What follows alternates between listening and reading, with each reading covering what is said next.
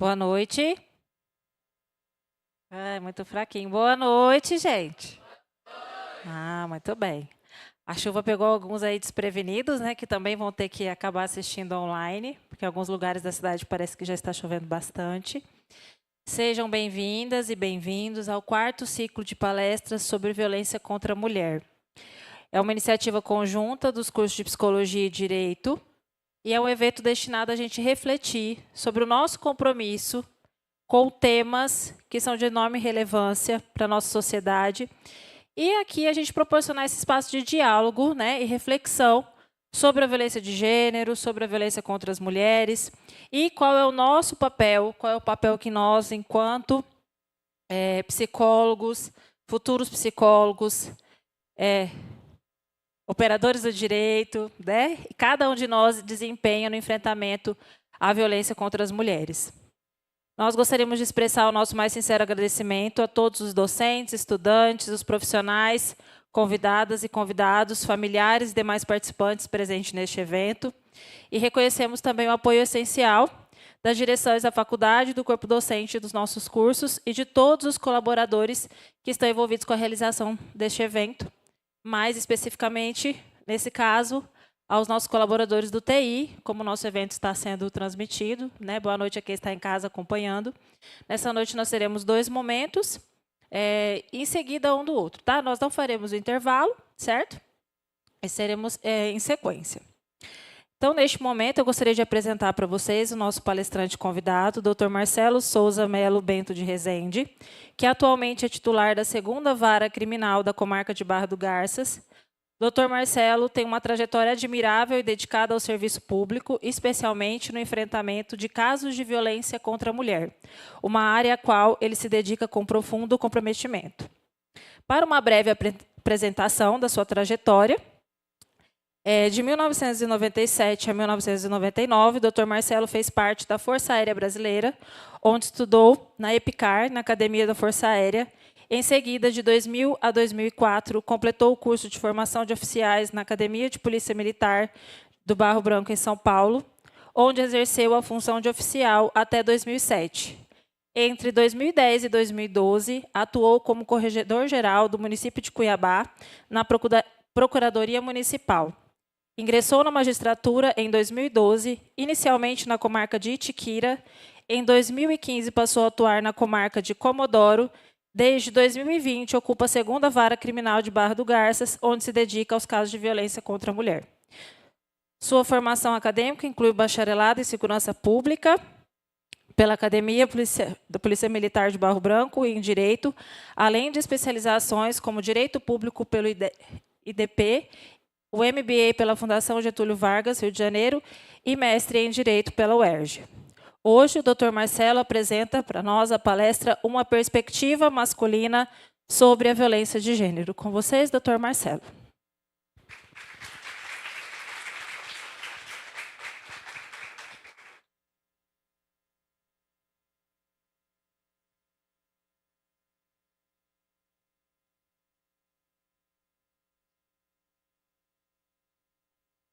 Ok. Boa noite a todos e a todas. Professora Denise, professora Ana Paula, professora Jordana, demais professores, o meu obrigado, é uma satisfação estar aqui. E rendo homenagens à Denise e à Ana Paula em especial, porque já trabalhamos de alguma forma juntos na época da rede, conheço o trabalho de ambas e os alunos aqui estão muito bem amparados academicamente e profissionalmente por mulheres que sabem o que estão fazendo de maneira não só para além da teoria, mas também na prática. Já tivemos mais de um encontro em depoimentos, enfim, em missões e outras. Então, esse registro, essa homenagem é extremamente válido. É importante a gente colocar isso. Vamos lá. O nosso tema hoje, essa perspectiva masculina, é porque não sei a impressão de vocês, mas eu vou compartilhar uma frase que eu vi semana passada.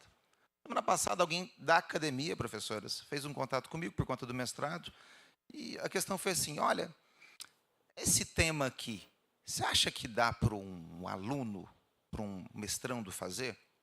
Vou ver o tema. O tema era as lentes de gênero do que o CNJ trouxe. E eu, obviamente, respondi que sim, É óbvio. Mas por que eu trago isso com algum apontamento? Ainda é comum algum viés de que esse tema é um tema feminino. E eu quis necessariamente colocar esse tema, por quê? Esse título, aliás, porque eu vejo muito isso até hoje. É claro que a forma de tratar do assunto vai mudar. É claro que eu vou empoderar a mulher. É claro que eu vou falar dos direitos que vocês têm, vou aumentar o canal de comunicação, vou fazer campanhas afirmativas, e isso sim é tratado de uma forma para o feminino. Porém, o que a gente vai refletir ao longo dessa fala é como estamos tratando deste tema para o outro lado. Porque, obviamente, violência doméstica nós temos um lado vítima, feminino, que sofre todas as formas de violência presentes na lei, diariamente. E temos o outro lado, o lado agressor. O lado agressor que age por diversas motivações, daquela forma, daquele jeito, e comete aqueles crimes horrorosos. A fala pode ser a mesma? Tem como tratar da mesma forma? Antes de vir preparando hoje a palestra, eu fui no site do Ministério da Mulher. Quem tiver curiosidade, pegar o celular. Ministério da Mulher, é óbvio, né, gente? Ministério da Mulher. Então, eu faço essa ressalva para não ser mal interpretado. Mas todos os vídeos que têm ali têm apenas aquela perspectiva feminina da violência doméstica. Puxem pela memória, qual vídeo que vocês já viram que abordaram a perspectiva masculina? Eu conheço um ou outro. Em especial até estadual, que fala da roda de conversa, que fala de RH, que fala de algum grupo que ele fala de o papo de homem para homem. Mas a regra é uma visão 100% feminina. A tal ponto que eu ouvi de uma acadêmica, mas será que ele pode falar sobre isso? Como se esse problema, eu costumo, valendo-me de ironia, como se esse problema enorme, grande, que afeta a todos, fossem resolvido apenas pelo feminino. Tem como? Tem como todas as mulheres resolverem esse problema e deixarem os homens de fora? E quando eu digo resolver, é estudar, debruçar sobre leis, fazer pesquisas, verificar aquilo que pode ser feito de projetos, de programas. É claro que a perspectiva masculina é tão importante quanto a feminina. Mas, de alguma forma, em relação, em especial, a meios de comunicação, talvez não seja isso que tenha ocorrido. Vamos lá. Sei que é uma palestra voltada à psicologia, mas não vai ter como fugir de elementos jurídicos aqui, que eu vou fazer a devida tradução, obviamente. Nossa Constituição fala que, o parágrafo 8º, o Estado assegurará assistência à família, na pessoa de cada um dos que integram, criando mecanismos para coibir a violência no âmbito das suas relações. Notem que a palavra é mecanismo. Por que eu digo isso? Nós temos aí 20 anos de, aproximadamente, Lei Maria da Penha, só que todos os mecanismos principais que foram criados ao longo dos 20 anos, simplesmente no que se refere a tratamento de violência doméstica, é fazer o quê? Cria um crime, aumenta uma pena. Cria um crime, aumenta uma pena. Eu estou caminhando para o 13º ano de magistratura. Só tenho 13 anos, vou completar ainda 13 anos. Mas o que eu consegui perceber logo nos meus primeiros 4 anos é que apenas condenar o homem e mandá-lo para a cadeia não resolve. Não resolve, não resolve, não resolve, não resolve. Quando em algum momento eu decidi tentar fazer algo diferente, dentro daquilo que é possível, legalmente falando, por óbvio, foi porque eu percebi que condenar, e quando, dentro da carreira, às vezes você passa 4 anos de uma cidade, dá tempo do caso ir, e aquela pessoa é condenada com uma mulher e retorna depois de 1 ano ou 2 com a mesma mulher ou com outra mulher. É uma expressão que a psicologia diz que o agressor troca de vítima. E aquela condenação, de alguma forma, não funciona para nada. E volta, e volta, e volta, e volta. Então, essa perspectiva eu acho importante a gente pensar. Esse modelo 100% punitivista, ele tem funcionado adequadamente? Os números só aumentam. É claro que a gente pode falar que é uma questão de cifra oculta. Quanto mais eu empodero as mulheres, quanto mais eu trato do assunto, mais as mulheres vão se sentir capazes e ouvidas no sentido de denunciar. Ótimo, excelente. Claro que não tem como a gente identificar quando 100% das cifras ocultas ocorrerem, Mas o aumento necessariamente de denúncias e casos não quer dizer que estamos simplesmente fazendo um aumento de casos, no que se refere a diversos crimes que ocorrem dentro do âmbito do lar. Isso é importante ter isso em mente, porque por muitos anos mulheres não denunciavam. Aliás, qual o ditado popular? Briga de marido e mulher, não se mete a colher. Por muitos anos isso vigorou. Hoje em dia, com satisfação, eu falo aqui a vocês que cada vez mais eu tenho processos em que quem motivou aquela prisão em flagrante foi um vizinho. Realidade comum. Costumo brincar que no âmbito do processo penal sempre tem um vizinho, e que bom. E que bom. Muitos vizinhos, em algum aspecto, claro que chega-se a polícia, faz aquela prisão em flagrante e, graças a Deus, termina ali na violência corporal, lesão corporal. Quantos daqueles casos não poderiam ter evoluído com uma tentativa de feminicídio ou feminicídio, se aquele vizinho não tivesse feito uma ligação? E é rotineiro. Então, dentro dessa perspectiva, responsabilidade do Estado para criar mecanismos. O primeiro apontamento que eu falo, talvez a gente tenha apenas criado principalmente mecanismos de punir. E muitas vezes a perspectiva da leitura do currículo é muito importante no seguinte sentido. Talvez se vocês prestarem atenção na minha formação, eu não tenho nenhuma dificuldade em aplicar uma lei conservadora punitiva. Não. Entendo a importância dela. Sei a importância muito clara de uma prisão preventiva. Prisão preventiva que garante que aquela mulher não sofra um crime maior. Naquele momento, aquele agressor, ele precisa ser preso para proteger aquela mulher. Então, com tranquilidade, prisões preventivas são decretadas. Mas vamos pensar no ir além?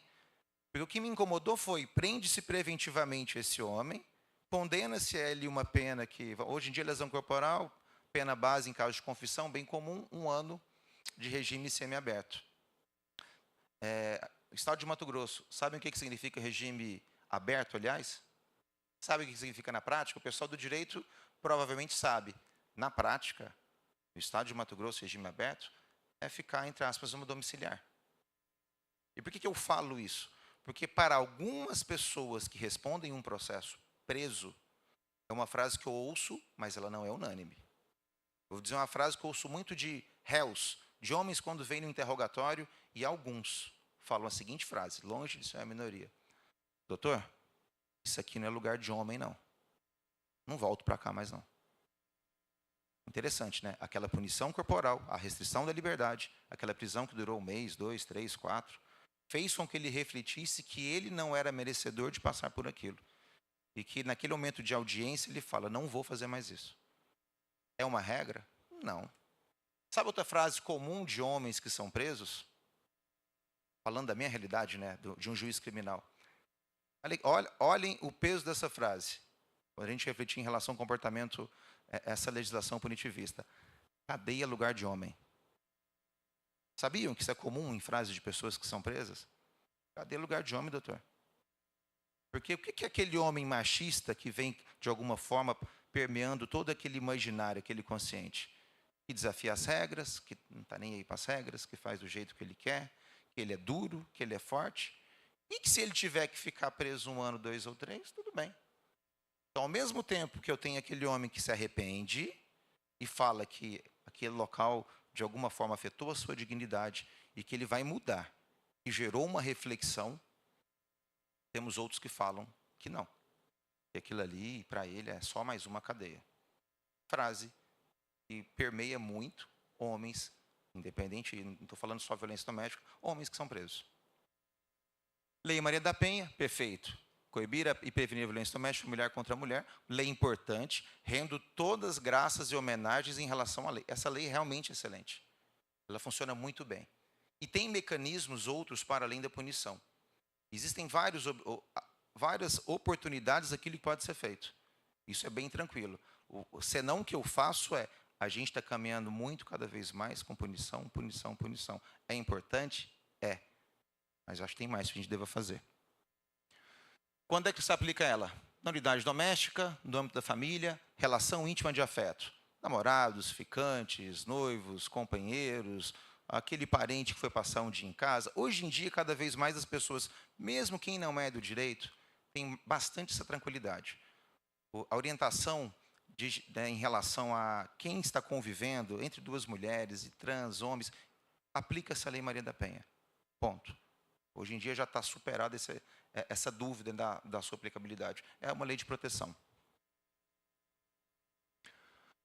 Violência física, psicológica, sexual, patrimonial, moral, institucional, eleitoral. Tem várias formas de violência, tem violências que sequer foram catalogadas até hoje do ponto de vista de tipificação. Só que eu vou lembrar de uma frase que eu ouvi de Denise numa palestra que demos juntos. Deve ter, acho que foi no ano da pandemia, Denise, de quando você citou do formulário de risco. E a partir dali, até meu mestrado foi posterior a essa data, mas muitas mulheres, quando chegam na delegacia, naquele momento, o profissional vai fazer um formulário de risco, e o formulário de risco é um questionário de 20 e poucas perguntas à mulher. Muitas mulheres falam assim, não, hoje foi a primeira vez. Foi a primeira vez que eu fui vítima de violência. O que significa isso? Naquele dia, ela levou um soco no rosto. O cabelo dela foi puxado violentamente, arrastado ao chão. Ela levou um chute nas costelas. Ela teve uma panela, que ainda existe essa violência até hoje. O feijão queimou e aquele homem arremessa a panela quente sobre aquela mulher. Naquele dia que houve uma forte, repito, uma forte violência física, naquele dia ela decidiu chamar a polícia.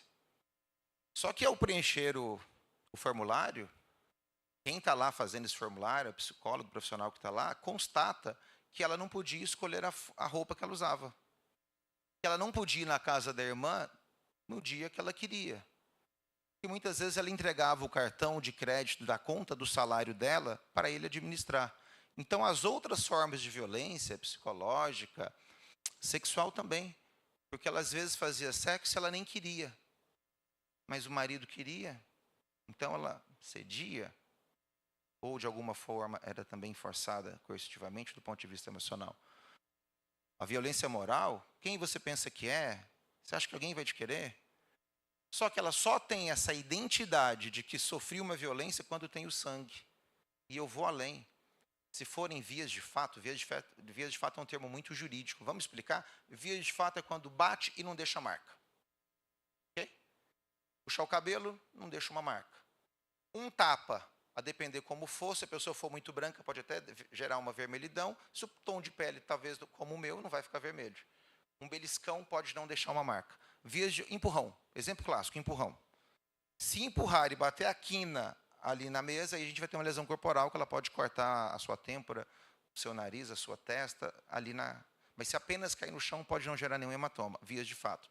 Muitas mulheres, quando são entrevistadas, não têm a noção clara de que aquele empurrão, o puxão de cabelo, o controle de roupa, o controle de dinheiro, o controle de liberdade, era uma violência que ela sofria.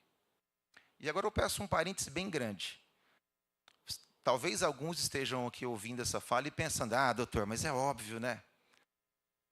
Aqui temos um grupo seleto de acadêmicos de uma instituição de ensino superior, e vocês aqui, as senhoras e senhores, estão longe de ser a maioria da população do nosso Brasil. São longe. Claro que aqui tem possíveis vítimas, que podem um dia vir a sofrer uma violência, mas não valorem isso que eu estou aqui trazendo, considerando aquilo que vocês veem dos seus lados na sua frente. Não é essa a nossa realidade social e econômica. É só a gente pensar na quantidade de pessoas que não têm ensino superior, que não terminaram o ensino médio, que estão desprovidas de informação e de conhecimento. Pensem na zona rural, pensem na periferia, das grandes cidades, das cidades pequenas, pensem no interior do Mato Grosso, pensem em todas aquelas formações de pessoas que vocês conhecem. É disso que eu estou falando. E é claro que chegam vítimas também com curso superior e agressores também dessa forma, mas nós temos uma pirâmide social e econômica e nós temos, então, mais vítimas desse perfil social, no sentido de com menos valor agregado em casa, do que outras com curso superior. Mas lembrem-se disso. Eu estou falando isso em razão daquela maioria daquelas que ali aparecem que são vítimas. Senão fica uma percepção de que, é óbvio que isso é um controle de violência. Naquela formação daquela família, não. Aquela ficha só cai quando ela toma o primeiro soco. E nem sempre é no primeiro soco que isso acontece. E aí, contando de frases comuns de audiência, frase muito comum que aí se dá muitas vezes lá comigo também. Doutor, apanhei a vida inteira, mas agora eu cansei. E normalmente o cansei, ele se dá com o quê? O que tem de coincidência com o cansei? O cansei se dá entre os 30 e 40 anos, aproximadamente, onde acontece a seguinte situação. Filhos e filhas estão criados. Filhos e filhas que foram tidas antes dos 20, via de regra, pensar na zona rural, filhos 16, 17, joga 15 anos de idade, 16 mais 15, aquela mulher tem volta de 30 anos ou um pouco mais, a depender de quando teve o primeiro filho, e a partir dali o filho pode, entre aspas, ou a filha, se virar. Consegue fazer uma diária numa propriedade rural, consegue trabalhar, ser aprendiz. Naquele momento ela não tem mais que, e detalhe, né? Nem sempre é apenas um filho. Às vezes é 1, 2, 3, 4 filhos. E aquela mulher se submete àquela situação dentro de um ciclo de violência, de dependência econômica e financeira. Aliás, quando eu vou palestrar no ensino médio, às vezes eu faço palestra para o 9º ano. É uma turma que eu gosto de falar, porque ainda são crianças, mas já tem uma compreensão no sentido de entender com maior profundidade aquilo que é dito. Eu sempre falo às mulheres, às meninas do 9º ano. Vocês, meninas aqui, estudem muito mais do que os homens, mas muito mais mesmo. Porque se para o homem o estudo é importante, para todos nós o é, mais ainda é para uma mulher. Porque eu vou contar uma coisa. Olha a cena que eu vejo rotineiro lá no trabalho. É bem comum. A pessoa está presa por violência doméstica, via de regra, e aí o advogado fala assim, ô doutor, quando que ele vai ser solto? Eu queria falar que já tem um emprego garantido lá naquela fazenda, lá naquele local. Eu ouço isso rotineiramente. A pessoa está presa e o emprego dela está garantido. Posso contar algo? Eu nunca vi isso com uma mulher. Nunca vi alguém ir lá falar que o emprego daquela mulher que está presa, por qual crime for, está garantido. Mas para homens, comum, normal. Por que eu digo isso? Mato Grosso, estado rural, agrícola, muitas vezes aquele peão conservador cometeu aquele crime, trabalha bem na fazenda e já tem um patrão, ou até um outro, um segundo, que enfim, vai trocar de fazenda, vai vir para outro lugar. Realidade normal. Então, temos múltiplas formas de violência. Temos ainda um aspecto psicológico do ciclo da violência, que já devem ter ouvido falar.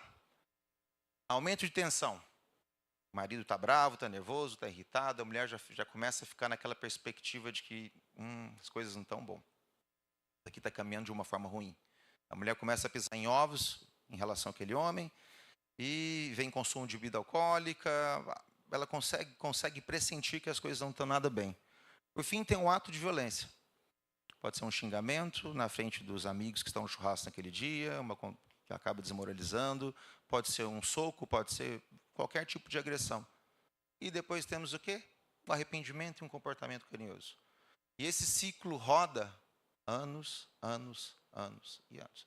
Até que, de alguma forma, ele consiga rompê-lo com a ajuda de familiar, alguém que está ouvindo, alguém que está escutando. Mas isso daqui, não vou dizer que todos os crimes de violência doméstica estão presentes no ciclo. Não estou a dizer isso. É muito comum, às vezes, contar um caso do ano passado.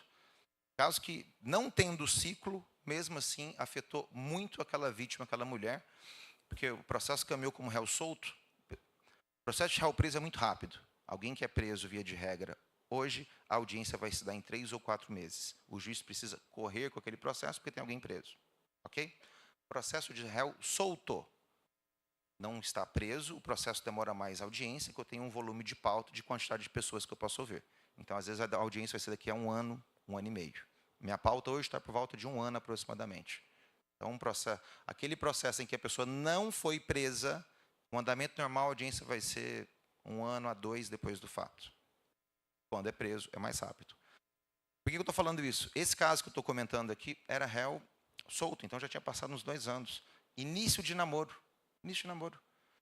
E o agressor simplesmente, sem nenhum motivo aparente, espancou a mulher. Espancou. E ela, ao lembrar do que aconteceu, ela chorava copiosamente. Tinha uma perspectiva de ciclo de violência nesse caso? Não. tinha um ciclo instalado. Não teve aumento de tensão, ato de violência e arrependimento, comportamento carinhoso. Então, o que eu estou a dizer é, nem toda vez que nós temos um caso de violência doméstica, podemos falar que tem um ciclo de violência instaurado. Não é o caso. Agora, a partir do momento que a violência doméstica passa a ser continuada, ele acaba se instaurando. Porque a mulher, de alguma forma, passa a ter uma perspectiva, e aí são vários os casos, e longe de querer esmiuçar o tema aqui, mas cada caso é um caso. Temos um perfil de dependência financeira em relação àquela vítima com aquele agressor. Temos uma perspectiva de afeto. Não, ele vai mudar. Conseguirei fazer com que isso seja diferente? E assim, uma perspectiva de arrependimento no sentido de perceber que fez algo errado, mas não consegue lidar com as próprias frustrações. Além desses aspectos psicológicos, se dá em todos os tipos de relacionamento e com afeto. E por que eu trago a questão do afeto? A partir do momento que nós temos crimes em que o afeto está presente, é muito mais dolorido para todos os envolvidos. É nítido quando se faz uma audiência em que alguém é vítima de um furto. Se alguém já foi vítima de um furto, sabe, é ruim pra caramba quando alguém furta algo que é nosso. Mas, passado algum tempo, se o prejuízo financeiro não foi de enorme monta, supera-se aquilo ali. Agora, aquela pessoa, lembro desse caso, que foi espancada, violentada, ou ainda, vamos lembrar da violência doméstica envolvendo pai e filha, padrasto, avô, tio. Era alguém que você depositava confiança, respeito, afeto, carinho, de repente aquilo é quebrado. Então, a marca é para além da vermelhidão, da escoriação. A perspectiva do dano emocional é muito grande. Porque eu vou confiar em quem a partir de agora? Em que eu vou confiar? É isso que gera muito em relação a essa mulher vítima. Em especial, e a gente está falando de uma forma global de violência doméstica, quando se dá, por exemplo, crime sexual com relação a uma criança, uma menina. É muito comum esse apontamento que é trazido pela mãe, quando a gente vai ouvir essa, via de regra, uma audiência de estupro, de vulnerável, e a mãe fala, a minha filha não confia em mais ninguém, desde quando os fatos ocorreram. Então, o dano emocional é muito grande. Não estamos falando apenas da questão do que foi feito com aquela pessoa. E tudo isso que eu estou fazendo como introdução é porque nós temos aqui o aspecto cultural, nós temos a questão dos tipos legais, temos o nosso modo de viver, temos uma violência transgeracional, que eu acho que essa tem um impacto enorme e eu consigo perceber, e para quem não conhece, uma breve explicação.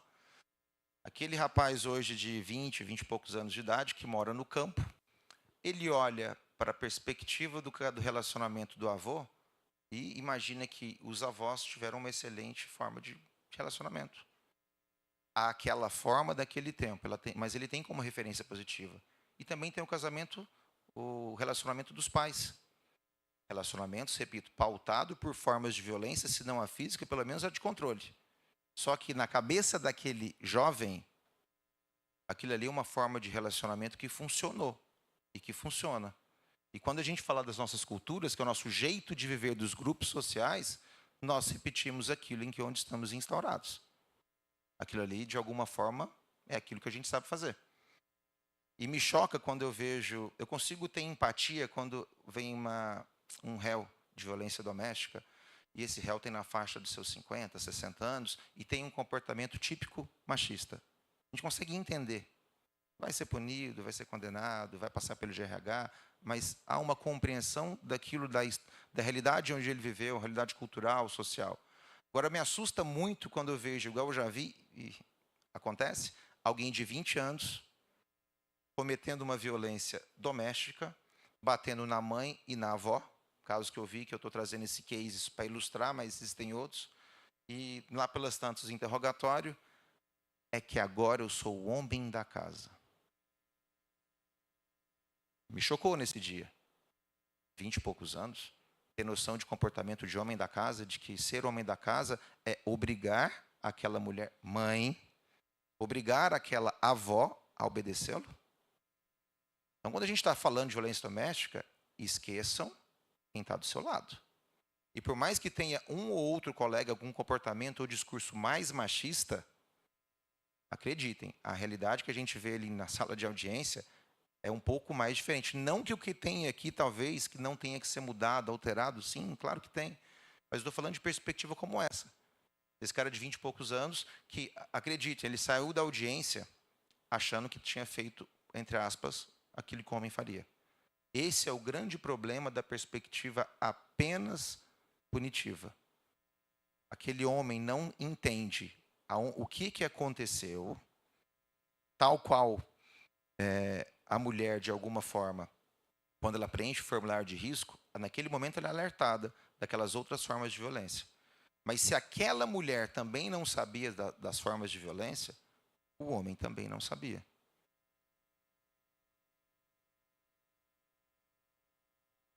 Esse formulário de risco, de alguma forma, é uma percepção que eu tenho do quanto nós temos que trabalhar para além da punição, e sim, com conscientização no que se refere às mulheres, mas também a mostrar para o homem aquela perspectiva de que você tem outra opção fora dessa.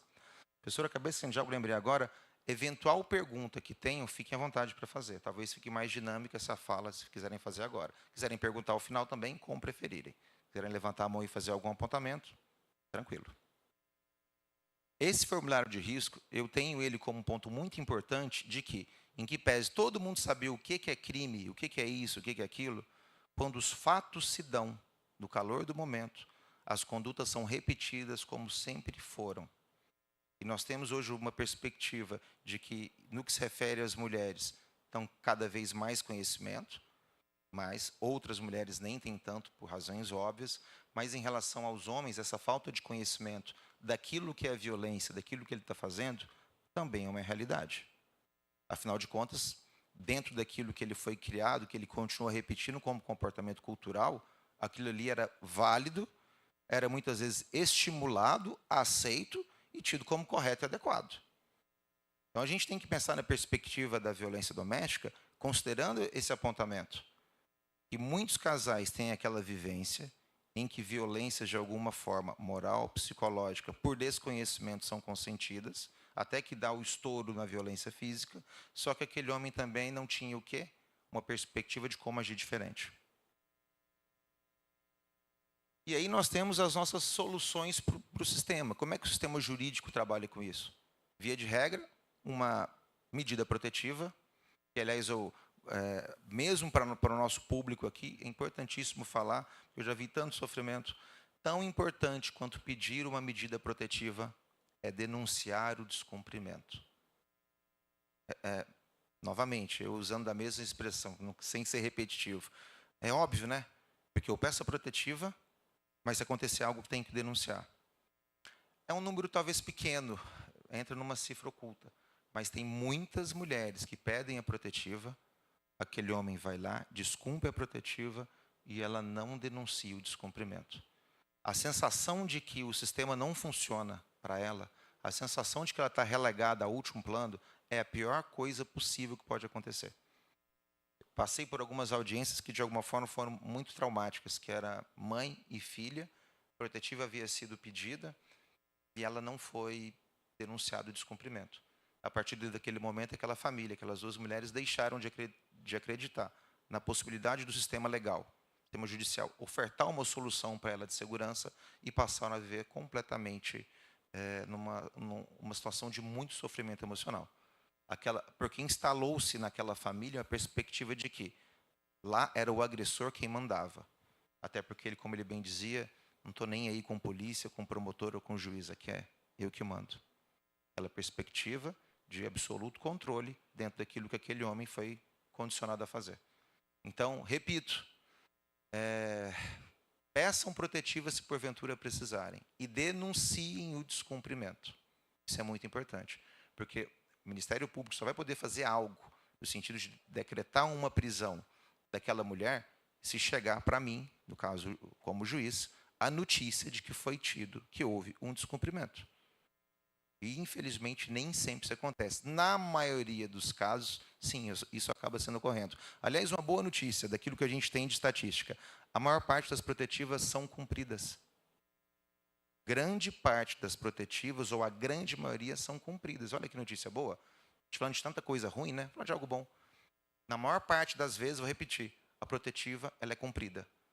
Até por conta de um nível de consciência, outras frases como doutora, a gente sabe que pensão e mulher da cadeia, um conhecimento popular e vulgar, de que se tiver uma protetiva e bater naquela mulher, ou atrasou a compreensão, uma noção popular, e é verdade. Isso é bem fato. Aliás, até por isso eu costumo dizer com muita tranquilidade que há um certo rigor na forma como eu lido com o descumprimento de protetiva. Como eu ouço, todo mundo sabe que a protetiva, em caso descumprida, vai gerar prisão. Aliás, às vezes eu até digo para aquela pessoa, olha, mas o senhor sabia muito bem que o senhor seria preso. E aí os descumprimentos são os mais variados. Existem descumprimentos, mas eu só fui ver o filho. Mas eu só fui ver a vizinha. Mas eu só queria ver não sei o quê. Não, mas era só flores que eu queria te mandar. Até um caso desse eu tive. Alguém que, para descumprir a protetiva de maneira completamente insidiosa, resolveu encaminhar flores àquela mulher. É uma forma de controle. Você não vai sair do meu controle. Mesmo com protetiva, chegarei a você. Descumprimento por mensagem de Pix. Bloqueou o celular, faz Pix de 1 centavo, 10 centavos e coloca um recado no Pix. Então, as formas de descumprimento são extremamente criativas.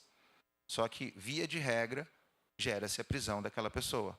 E aquela pessoa, de alguma forma, quando faz isso, ela conta com a perspectiva de que não será denunciado, porque essa mulher vai ter pena, piedade, não vai ter coragem, ou que ele vai depois conseguir fazer com que, no caso o juiz e as outras pessoas envolvidas no processo, entendam, não, mas ele não descumpriu a protetiva. Ele apenas se aproximou por outros motivos. Temos uma sentença condenatória, mas no âmbito do direito penal, via de regra, é completamente repressiva as soluções que nós temos. Só que vamos lá. Soluções punitivas para 90% dos casos, ou quase 100% é isso. Só que é um problema que tem, vamos lá, aspectos históricos. Sem rememorar toda a história do Brasil em 5 minutos, que não é o caso, mas como é que era a capacidade das mulheres 100 anos atrás? Estatuto da mulher casada, a mulher por muitos anos foi tida como propriedade. A propriedade do pai, que o pai passava ao marido. Foi ontem que, de alguma forma, a mulher tem toda essa capacidade de fazer o que ela quiser. Ontem. E quando eu digo ontem, é que nós estamos aqui tratando de um tipo de assunto como povo, como nação. Não é a minha opinião, Marcelo, sobre o caso, mas aquilo que as mulheres ao longo dos anos. Então, por isso que cada vez mais nós temos mulheres ascendendo, e isso ainda é novidade. Porque antes não era assim. Lembro bem quando na minha cidade pequena, no interior de Minas, há 40 anos atrás, as mulheres, por regra, não trabalhavam na saúde ou eram professoras. Qualquer outra profissão era do masculino. Hoje em dia, que nós temos aqui instituições de ensino, faculdades cada vez mais em todas as cidades, e vocês aqui foram criados uma realidade que vocês podem ser o que vocês quiserem. Essa não era a realidade há 40 anos atrás. E essas mulheres de 40 anos atrás, elas estão aí ainda, com 60, 70, 80, e estes homens também. Então, nós temos, convivendo ao mesmo tempo, mulheres que são criadas para serem o que quiserem, e, ao mesmo tempo, nós temos uma perspectiva de homens e mulheres com um outro aspecto daquilo que consegue observar em casa. Aspectos culturais, sociais. Aspectos culturais. A nossa música é a nossa cultura popular. Né? Eu tive o cuidado de ouvir.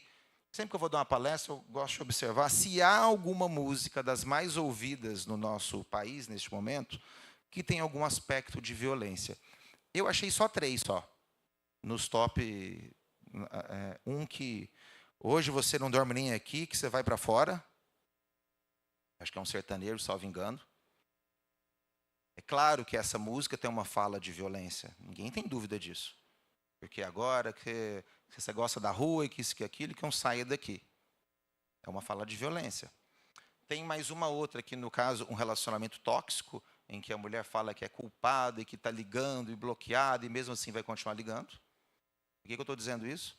Na nossa cultura, fazer música sobre os relacionamentos tóxicos e algo que indica uma violência contra a mulher, ainda dá visualizações no streaming. E o que eu achei interessante, a que eu vi, pelo menos, é claro, uma que seria, pelo que eu entendi, seria a mais ouvida em determinado streaming. em que a pessoa, acho que chama A Noite, salvo engano, em que a pessoa fala que fica com o celular ao final.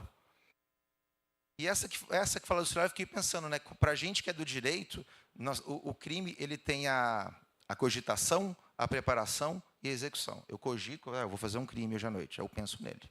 Aí eu preparo, eu pego o que eu preciso para cometer o crime. Aí, por fim, eu vou lá e executo. Essa primeira colocada, no mínimo, eu fiquei pensando se esse ato de segurar o celular não seria a cogitação para ficar fazendo algum tipo de ligações. Porque hoje o stalker, ou a violência no sentido de ficar ligando 30 vezes e perturbação do sossego, é uma rotina. Então, quando a gente vê a nossa cultura, porque é muito fácil criticar as músicas de 30, 40 anos atrás, a Amélia, ou várias outras músicas que descrevia a violência de uma forma muito direta. Ok? Mas o que eu trago desse aspecto cultural é que, até hoje, nós temos músicas com indicativos de conduta que talvez não sejam o ideal para a nossa sociedade. Mas, enfim, a nossa cultura popular representa aquilo que nós temos como povo. São as músicas mais ouvidas, ponto. É só trazer essa solução. Aspectos psicológicos, clique da violência, desigualdade financeira, assimetria de poder e machismo. Eu quis relacionar alguns aspectos relevantes da violência doméstica para fazer a seguinte pergunta: adianta só uma solução punitivista? É possível? Tem como? E aí a minha crítica como estudioso e como alguém que trabalha na área há alguns anos, em ver que por mais que eu perceba que isso não adianta, tem sido a solução trazida até hoje, de alguma forma. Até porque é uma solução que ela vende bem, né? Vão aumentar a pena de todos os crimes que resolve. Olha, eu queria contar para vocês que se aumentasse a pena de todos os crimes, isso iria resolver. Mas eu vou te dizer que não está resolvendo. A minha vida, em algum aspecto, seria, vamos dizer assim, ok, seria mais gratificante saber que toda aquela sentença que eu proferi, que gerou uma condenação, resolveu o problema. Eu não tenho essa ilusão, não. Então, quer dizer que o jurídico está, de alguma forma, dissociado daquilo que nós temos como perspectiva social, real e cultural? Porque é uma fala muito positiva, é muito bom de ouvir isso. Aumentou agora todas as penas lá em cima. Está adiantando? Eu sinto dizer que talvez não. E agora, então tá bom, se não é só punir, o que a gente pode fazer? Eu creio que todo mundo que está nessa sala acredita que a educação é importante. Então a gente não estaria aqui. Através da educação, nós moldamos aquilo que nós pensamos, nós criamos objetivos, ascendemos socialmente, refletimos, pensamos. O ato de sentar aqui e aprender, eu não estou ensinando ninguém. Eu não estou ensinando ninguém. Todos aqui sentados estão me ouvindo, concordando com algo que eu estou dizendo, discordando, tirando as próprias conclusões. O ato de aprender é extremamente ativo. É um ato de reflexão. Não, todos os presentes aqui não estão apenas, eu estou aprendendo com o Marcelo daquilo que ele falou. Não. Ninguém aprendeu comigo nada aqui. As conclusões que todos aqui estão tirando é fruto de concordância, de discordância, análise crítica. Ele tem razão nisso que ele falou. Não, aqui não é bem assim. Mas, enfim, o aprendizado está se dando nessa sala. E dentro dessa perspectiva de aprendizado, é isso que numa conduta de eu mudar para aquilo que é melhor, é que o aprendizado serve como mudança na nossa vida. Porque a partir do momento que alguém me coloca uma perspectiva mais positiva para o meu caminhar, não todos, né, mas a maioria de nós, olha, então eu vou, exceto quem é teimoso, né, brincadeiras à parte, tem dois tipos de pessoa, quem quer ter razão e quem quer fazer o melhor caminho. Mas o aprendizado é isso. Me possibilita a minha mudança de opinião, uma mudança de perspectiva em que eu posso mudar e escolher uma outra forma de agir dentro daquilo. Só que o punir por si só não gera essa educação. Com exceção daqueles homens que depois de presos acabam dizendo, aqui eu não passo mais, aquele homem que gerou uma reflexão nele, ele pensou que o caminho daquilo que ele poderia fazer, outro caminho seria melhor, via de regra não. Até em relação à educação de filhos, eu suponho que tem mães e pais aqui presentes. Adianta eu apenas castigar um filho? Adianta? Eu não vou nem entrar no mérito de lei da palmada ou coisa do tipo, mas só eu vou basear a educação do meu filho, da minha filha, só pelo castigo. Funciona, gente? Só castigo? Castigo. Eu não vou orientar, eu não vou conversar, eu não vou mostrar que por esse caminho é melhor que por esse, eu não vou fazer uma escuta, eu não vou validar os sentimentos daquele filho ou daquela filha, eu vou apenas castigar a todo comportamento inadequado e incorreto. Qual a chance dessa perspectiva educacional funcionar com o filho? Se tiver algum empresário aqui presente, tem chance, ou quem tem um pai, uma mãe, um pai que tem empresa, dá para trabalhar dentro de uma empresa só com punição? Dentro da instituição. Temos uma instituição, temos colaboradores. Como é que uma instituição funciona? Treina, capacita, orienta, mostra o melhor caminho? Nenhum, nem institucional, nem familiar, nem pessoal, há uma forma de eu orientar melhor uma ação com apenas uma conduta punitiva. Não funciona. Porém, no que se refere à violência doméstica, talvez o principal, ou quase tudo aquilo que é feito como mecanismo que está na Constituição, a perspectiva punitiva. E essa talvez seja onde eu quero debruçar. Via de regra, a gente consegue imaginar que aquele homem faz aquela conduta perspectiva em razão daquela conduta violência, em razão de tudo aquilo que aconteceu. Mas será que é possível conseguir trazer para um homem uma fala de que se ele mudar de comportamento é melhor para ele? Porque esse é o ponto que eu quero trazer aqui. Acredito eu que da forma como eu sugeri que os vídeos fossem verificados no Ministério da Mulher ou em outros sites estaduais, a forma como as políticas públicas são vendidas aos homens, com todo o respeito ao marketing, e olha que interessante, o nosso marketing como campanha publicitária brasileira é considerado um dos melhores do mundo, os mais criativos, as peças comerciais maravilhosas. Mas, de verdade, no que se refere a trabalhar esse tema na perspectiva masculina, horrível. Quem não comete violência doméstica em razão daquilo que aprendeu em casa, ou como valor, ou como conhecimento, é porque aquilo se deu no ambiente familiar e cultural social, que ele aprendeu que não vale a pena e que tem outros caminhos. Porque quem teve uma formação cultural, social, com a violência transgeracional permeando a sua vida, o tipo de campanha que é feita não convence. Não se convence de uma forma, olha, vem cá, por que eu vou deixar de ser machista? Por que eu vou deixar de ser controlador, de ser o mandão? Nunca se explicou para esse perfil de homem os ganhos que ele pode ter. Será que tem algum ganho? Cuida melhor da sua saúde. Bom, qualquer homem que... O machismo, bom, qual que é a expectativa de vida? Quem vive mais, homem ou mulher? Mulher. Homem não se cuida. Porque o homem é o quê? No estereótipo masculino? O forte, o durão, o insensível, o sem dor. Muitos aí podem lembrar do ambiente familiar em que a mãe faz a visita o médico anualmente, no mínimo, e o pai só vai no médico quando ele vai onde? No pronto-socorro, na emergência. Uma realidade. Então, é vantajoso ao homem abandonar esse estereótipo e cuidar mais de si mesmo? Além do que, a partir do momento que alguém doente dentro de casa está com dor, com mal-estar, como é que diminui o nível de paciência dessa pessoa? Como é que fica vou popularmente falando, como é que fica o estupim dessa pessoa que está com dor e está doente e não procura nenhuma ajuda? Será que teria uma relação mais afetuosa com a companheira? Uma relação que deixa de ser pautada no controle e passa a ser pautada no afeto. Eu conheço mais de um tipo de casal em que o padrão relacional é controle.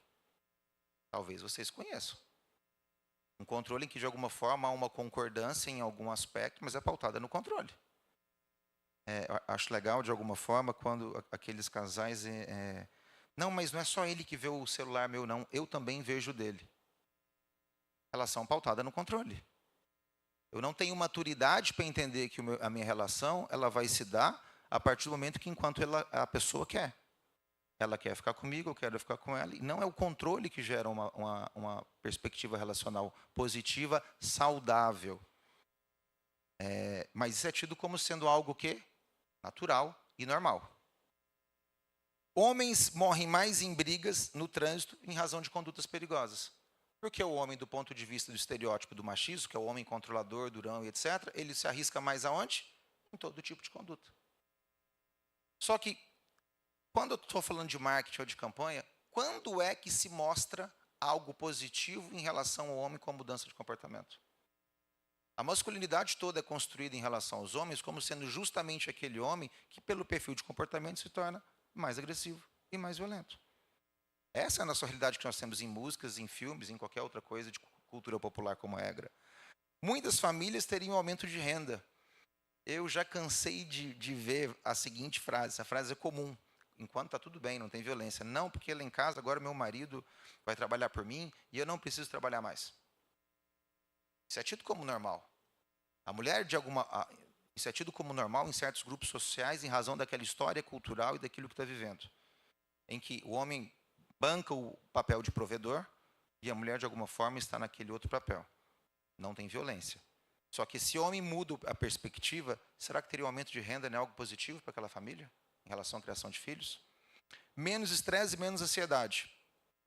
A masculinidade é pautada pela preocupação em relação daquilo que os outros estão achando de mim. Outro dia eu ouvi de uma pessoa próxima que o marido não usava camisa rosa. Homens ainda se preocupam com a cor da camisa que estão usando. Para falar do mínimo, tá? Estou falando do mínimo. Mas se isso é motivo de preocupação em relação ao olhar das outras pessoas, o que mais esse homem não pauta como conduta de risco, no sentido de se colocar como uma forma agressiva para ser aceito e reconhecido? O ponto é, o homem age de uma forma machista, controladora, violenta e agressiva porque ele entende que tem vantagens em agir assim. O ponto que eu tenho trazido existem outras vantagens, na verdade, justamente no oposto. Só que isso nunca é vendido. Porque toda vez que falamos sobre violência contra a mulher, o homem está sempre no papel de aquele cara que cometeu o crime e que está sendo preso. Não há uma campanha no sentido de mostrar, olha, mude o comportamento que a sua vida será melhor. Relacionamentos mais saudáveis, pautados pelo respeito e não pela opressão e controle. Antecipando uma fala final, o grupo reflexivo de homens que nós temos aqui em Barra é um local que eu tenho muita admiração pelo trabalho de quem está lá fazendo aquilo, tem muito resultado, bastante, estatisticamente e com pesquisa, e eu não posso ir. Olha que interessante, algo tão legal que, entre aspas, eu faço uma coordenação indireta, mas eu não posso pisar lá. Imaginem essa sala aqui com 10, 15, 20 pessoas, todos réus de processos que eu vou julgar, então eu não posso ir, porque eu não posso participar da conversa desses homens. Esses homens têm que ter um ambiente de completo sigilo, no sentido de que aquilo que for dito ali vai ficar ali. É um local de reflexão.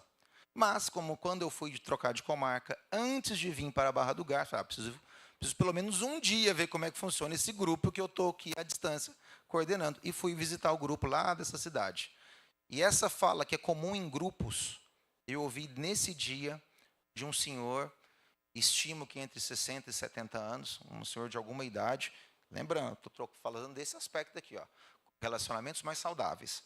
Aquele homem estava lá, já tinha feito os 8 encontros que eu havia determinado, frequenta 8 vezes o encontro grupo, 2 meses, né?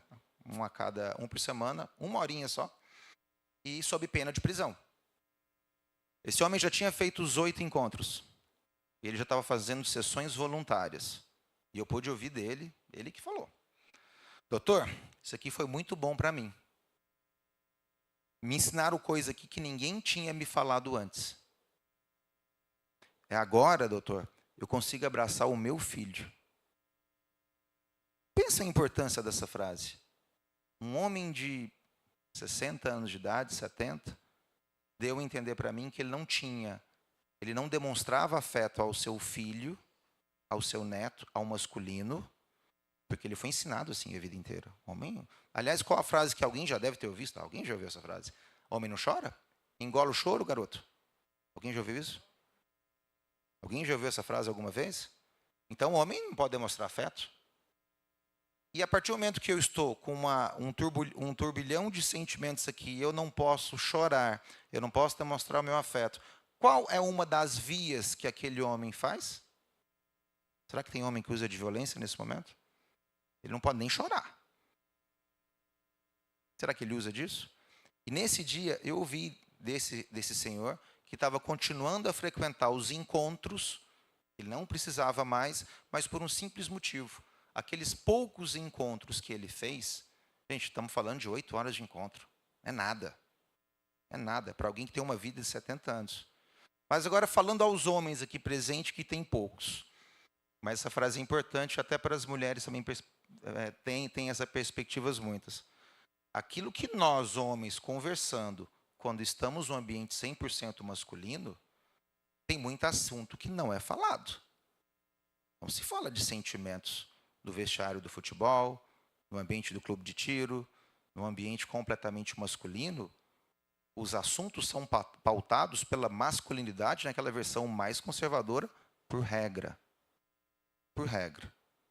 Ah, mas eu sou amigo de as mulheres agora. Acreditem, quando vocês se aproximam, alguma coisa no assunto muda. A construção de gênero se dá em grupos. A construção de gênero se dá em grupo. A socialização, essa formação cultural se dá nesse momento.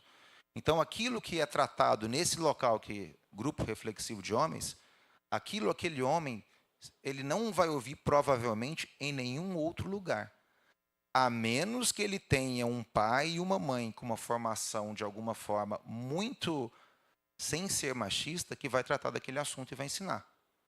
Aliás, eu fico pensando que aos pais de meninos aqui presentes, o quanto que deve ser difícil ensinar esse menino a não ser machista. Porque muitas vezes a perspectiva do controle absoluto é positiva. Então é muito fácil um pai ou uma mãe entender que eu vou ensinar que meu filho tem que ser o mais forte, o mais isso, o mais aquilo. Só que na verdade isso dá errado depois quando vai se relacionar com aquela mulher que está sendo criada também para ser exatamente igualzinha a ele. E entender que uma perspectiva de empatia, de falar sobre sentimentos, de acolhimento, de entender que há sentimentos dentro de uma relação é fundamental. E, aliás, já antecipei o tópico de maior empatia, porque a partir do momento que o homem não reconhece sentimentos, ele não consegue ter empatia pelo outro. Eu não reconheço o sentimento do outro, porque eu sequer tenho o meu sentimento. Sentimento não é algo masculino, para algumas masculinidades que são formadas. Maior flexibilidade profissional, melhor relação com os filhos. E nesse dia desse grupo, eu lembro que devia ter umas 10 pessoas mais ou menos, esse senhor deu um depoimento bonito. Tinha um rapaz mais jovem, que ainda estava, entre aspas, assim, incomodado, que era o primeiro ou o segundo encontro dele, que via de regra o que acontece quando chega-se ao grupo a pessoa fica bem contrariada o primeiro e o segundo encontro, e por fim vai percebendo que aquilo ali é positivo para ele. Que aquilo que ele está aprendendo como nova perspectiva relacional, aquilo ali vai mudar para muitos a vida dele. Porque ele vai falar justamente o oposto de tudo aquilo que ele sempre ouviu. Que você pode ter sentimento, que não é problema você desabafar com alguém, que você não tem que ter o controle absoluto de tudo, que você tem que cuidar da sua saúde, que aquela dor física, olha que óbvio, que coisas óbvias que são ditas num grupo, mas é exatamente isso. Deixaria de se enquadrar no estereótipo social e viveriam mais a sua identidade. Quantos homens e também mulheres acabam vivendo em torno de um estereótipo e acabam não aceitando aquilo que realmente gostariam de fazer? Será que nós temos isso? Pessoa que, na sua essência, é um tipo de pessoa, mas acaba se enquadrando em razão daquilo para não sofrer aquela piadinha, aquele bullying, aquele apontamento. E aí que entra esse grupo reflexivo de homens. Temos aqui em Barra do Garças. Está previsto na Lei Maria da Penha, que decorre da Constituição, é um mecanismo importante. São apenas 8 encontros e nós temos os mais variados temas para conversar com esse homem. Então, para além da perspectiva punitiva, ok, será aplicada sempre a lei. Será sempre preso aquele agressor que apresentar uma gravidade maior àquela mulher. Ok, tranquilo. Mas eu acho fundamental a gente trabalhar com isso aqui. Justamente porque os temas que nós podemos trabalhar com esses homens são temas que eles não vão conversar depois do futebol, na academia, no boteco, entre homens. E normalmente naquele momento a pauta é livre, no sentido daquele homem trazer o seu apontamento e ouvir outras perspectivas. Aliás, essa fala não é minha, essa fala é de quem acompanha esse grupo. O grupo de Barra do Garças eu nunca fui e provavelmente eu nunca irei lá enquanto eu trabalhar aqui. Eu vou encaminhar os homens a frequentar o grupo, mas eu não posso ir lá. No sentido de que aquilo que for dito em relação ao que aconteceu no caso, não me interessa. Eu não preciso dessa informação para fazer o julgamento do processo. Irrelevante. O grupo é para fazer com que ele faça o quê? O que vocês estão fazendo agora, refletindo. E como a gente está falando daquela perspectiva de aprendizado, não é o que eu estou falando que está fazendo com que vocês aprendam algo. É o que vocês estão discordando, concordando, refletindo e tirando conclusões daquilo que eu possa ou não possa ter razão. E é isso que um grupo reflexivo faz. Fazer com que aquele homem passe a pensar de coisas que ele nunca falou. Saúde do homem, autorresponsabilidade. É uma perspectiva muito interessante ver como as pessoas terceirizam as responsabilidades. A responsabilidade nunca é da própria pessoa, do ponto de vista relacional. E a gente acaba falando para essa pessoa, olha, mas a responsabilidade é sua. Vou contar um caso de como que reflexão de grupo reflexivo ocorre. Esse caso eu acho ótimo. Na roda, esse caso foi aqui em Barra. Alguém teria... Eu ouvi num outro curso, alguém que cuida do grupo contou a história para vocês perceberem como se dá. Tem uma teoria, já ouviram falar da teoria do elo? Teoria do elo? O pessoal da psicologia me ajuda aí, por gentileza, gente. De que quando o homem bate, mais ele faz maldades com animais domésticos, maior a tendência para ele fazer com a violência doméstica. Então tem essa reflexão, acho que é a teoria do elo, não tenho certeza. E é muito comum isso. Eu vejo isso mais de uma vez. O cara fica bravo com a mulher, vai lá e chuta o cachorro, ou mata o pet, no sentido de atingir a mulher. Isso acontece. E um cara que fez isso estava lá no grupo. E, via de regra, o cachorro é o melhor amigo do homem, né? Até essa frase machista, é claro que é homem como espécie, mas vamos trazer com um aspecto até do homem como gênero masculino. Então, eu suponho que naquela roda daquele dia tinham vários homens e vários homens que tinham cachorros. Por mais que não tivesse, é comum que se goste. É raro alguém que fala, eu não gosto de jeito nenhum, mesmo que não tenha. E esse relato saiu na roda de conversa, e aquela pessoa que não tinha, lembram do formulário de risco? A mulher não percebe a violência que fez, mas aquele homem também não percebe a violência que fez, da mesma forma? Isso vale para ele também? Até porque, vamos trazer para a realidade rural. Na realidade rural, JBS, Friboi, a gente tem pessoa que trabalha diariamente matando animais? Temos. Aquele frango, o porco, o boi, aquele animal, vamos lembrar, a gente não gosta de lembrar disso, né? Mas alguém matou aquele animal para a gente comer. Mas isso é tópico para outra aula. Mas tem pessoas que trabalham com isso naturalmente. Há pessoas que têm uma sensibilidade diferente da minha em relação à morte de um animal. Nem sei se é o caso. Mas o que eu quero dizer é que esse homem contou, não, mas eu só matei o cachorro dela. E ao que me contaram, todos os outros homens da roda olharam para ele, quê? E talvez naquele momento ele tenha percebido a violência que ele cometeu. Não adiantava eu condená-lo, não adiantava ele vir lá no processo e ter a condenação. Porque naquele momento, o ato de reflexão que todos os outros homens falaram que, vem cá, mas você fez o quê? Porque a naturalização do comportamento se dá porque ele vê aquilo fazendo o tempo todo. Deixa eu dar uma outra naturalização de comportamento mais normal, que essa do cachorro foi realmente fora da casinha, vamos dizer assim. Mas sabe uma coisa que eu vejo normal como comportamento de violência, que em relação aos jovens namorados aqui presentes, que trocam as senhas para verificar o celular do outro? Eu vou contar uma história quando tem violência que chega lá na frente. Eu fico pensando que ficou tão comum o besbilhotar, o vigiar, o controlar o celular do outro, que quando dá a discussão, por algum motivo, frase muito comum, a mulher está com o telefone na mão, recebeu alguma mensagem de trabalho, de parente, de amigo, sei lá quem, o homem decide que ele quer ver aquela mensagem. E aí ele fala assim, mas ela sempre deixou eu ver. Mas naquele momento, aquela mensagem, ela não quer que veja. Vocês vão acreditar se eu falar que, tipo, 100% dos homens que passam em audiência lá comigo vêm com naturalidade tomar esse telefone para ver o que está.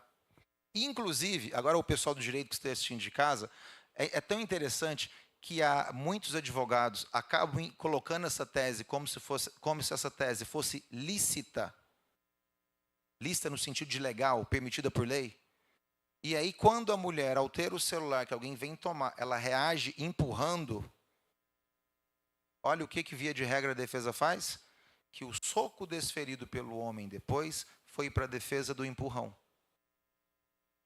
Natural, vejo isso com frequência, que eu consigo imaginar a cena, vai pegar o celular, vai com uma forma pesada, dura, esse empurrão, a mulher tenta se defender e o homem, neste momento, faz o golpe.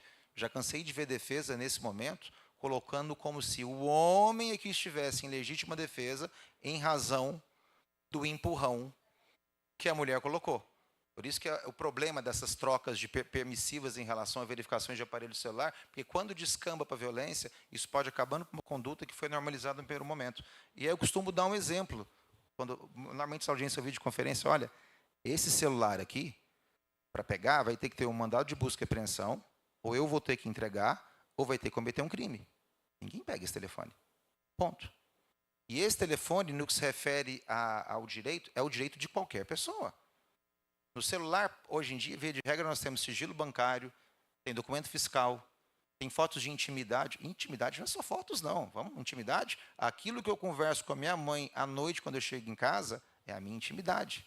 Ninguém vai pôr a mão no meu patrimônio, na minha intimidade, nas minhas contas bancárias. Isso vale para todos nós.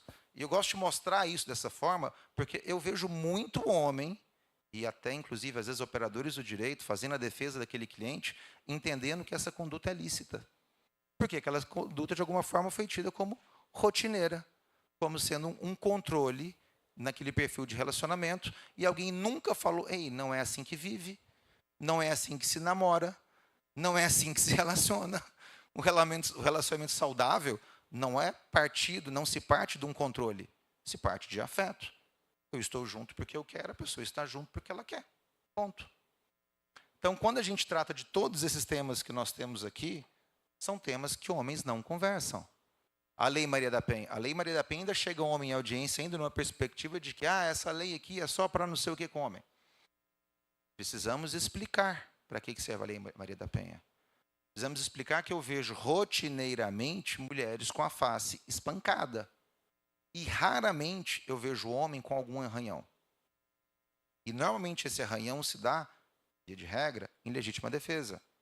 Naquele momento de se defender, o homem tem alguma lesão.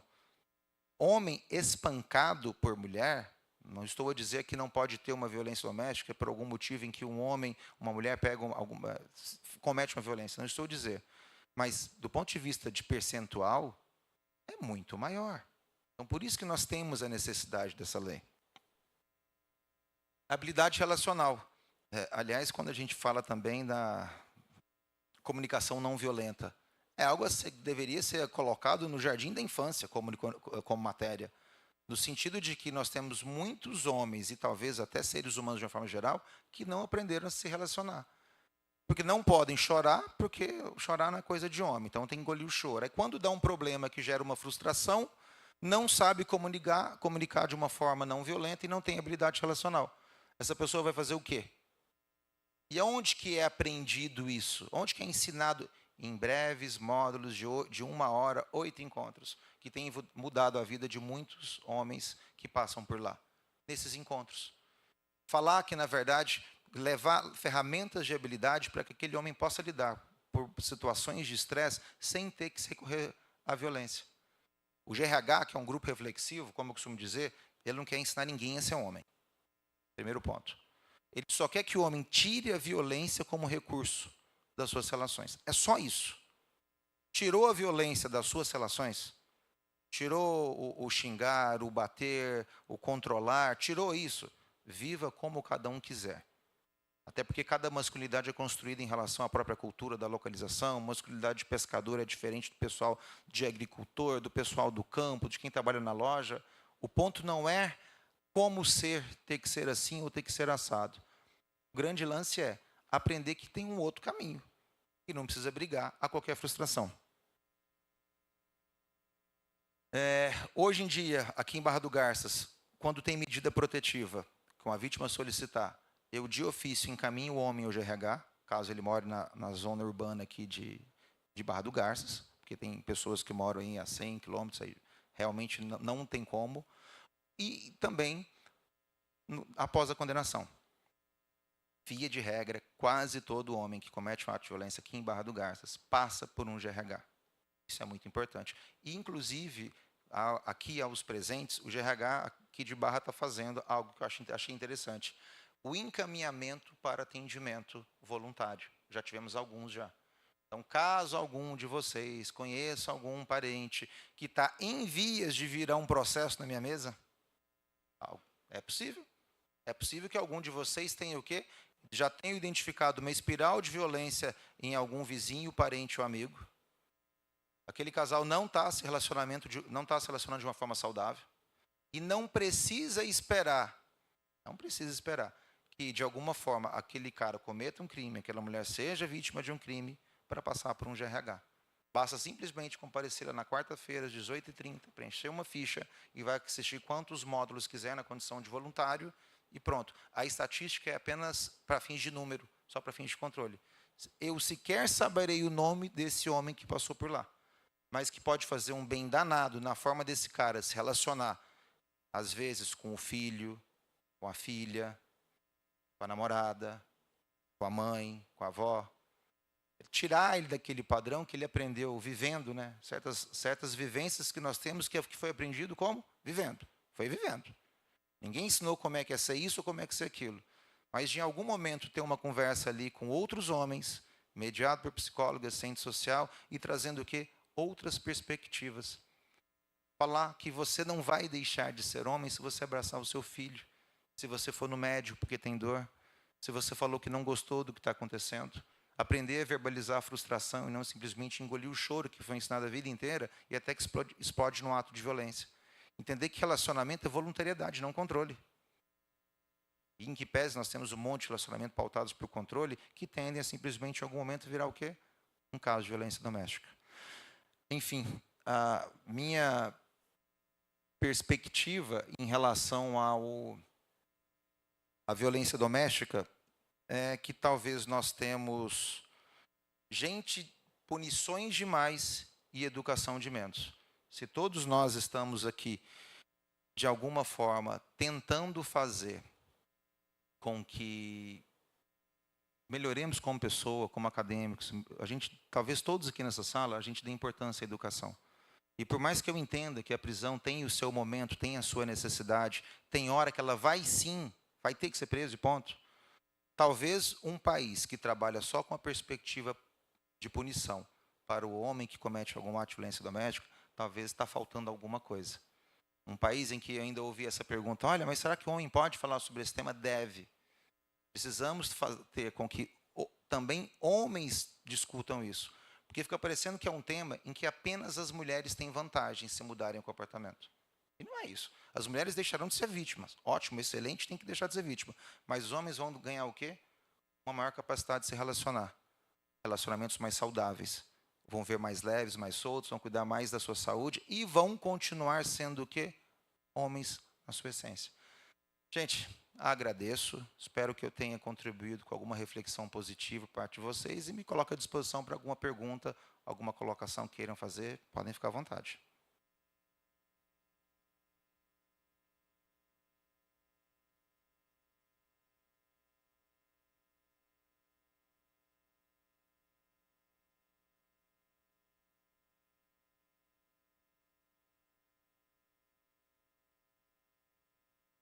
Doutor, é uma pergunta que, assim, eu sei mais ou menos a resposta por ter trabalhado, né, ali alinhado com o senhor por um tempo. Mas o senhor até colocou sobre a nossa fala na palestra sobre o formulário de avaliação de risco, né, que tem a percepção do autor da violência, que muitas vezes ele não percebe as violências, né. Esse formulário ele é sobre o perfil da vítima, o perfil do autor e o perfil da relação, tá, gente, para vocês entenderem. Só que eu me recordo que o senhor exigiu que esse formulário chegasse junto com o pedido de medida protetiva. Então, se eu puder frisar qual a importância para o judiciário do conhecimento desse formulário de avaliação. Obrigado, professora. O formulário de avaliação de risco ele vai fazer com que chegue para mim, como juiz, ao deferir uma protetiva, a gravidade daquele caso, para além da narrativa da mulher. Porque se a mulher apenas narrasse o fato na delegacia, poderia chegar para mim só aquela informação. Naquele dia, houve uma briga, ele me ameaçou que ia me botar para fora, igual na música, e me deu um tapa na cara. Ia chegar a isso. O formulário de risco faz com que chegue o quê? Que é a 18ª vez que ele fez isso, que ele está controlando o cartão dela, ela não pode estar comprando para mim mais nada, e nem ir na casa da mãe, que isso, que aquilo. Então, eu vejo a intensidade daquela situação.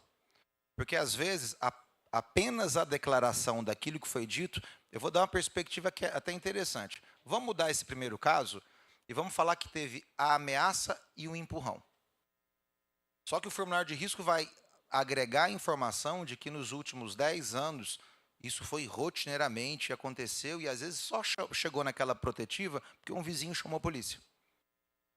Isso vai chegar num contexto. E às vezes aquele outro caso que aparenta ser mais grave, e assim, entendam, do ponto de vista técnico é mais grave que uma lesão maior. Aquele outro homem que de alguma forma, naquele momento da agressão, vamos supor que o primeiro só empurrou, esse segundo deu 2 socos.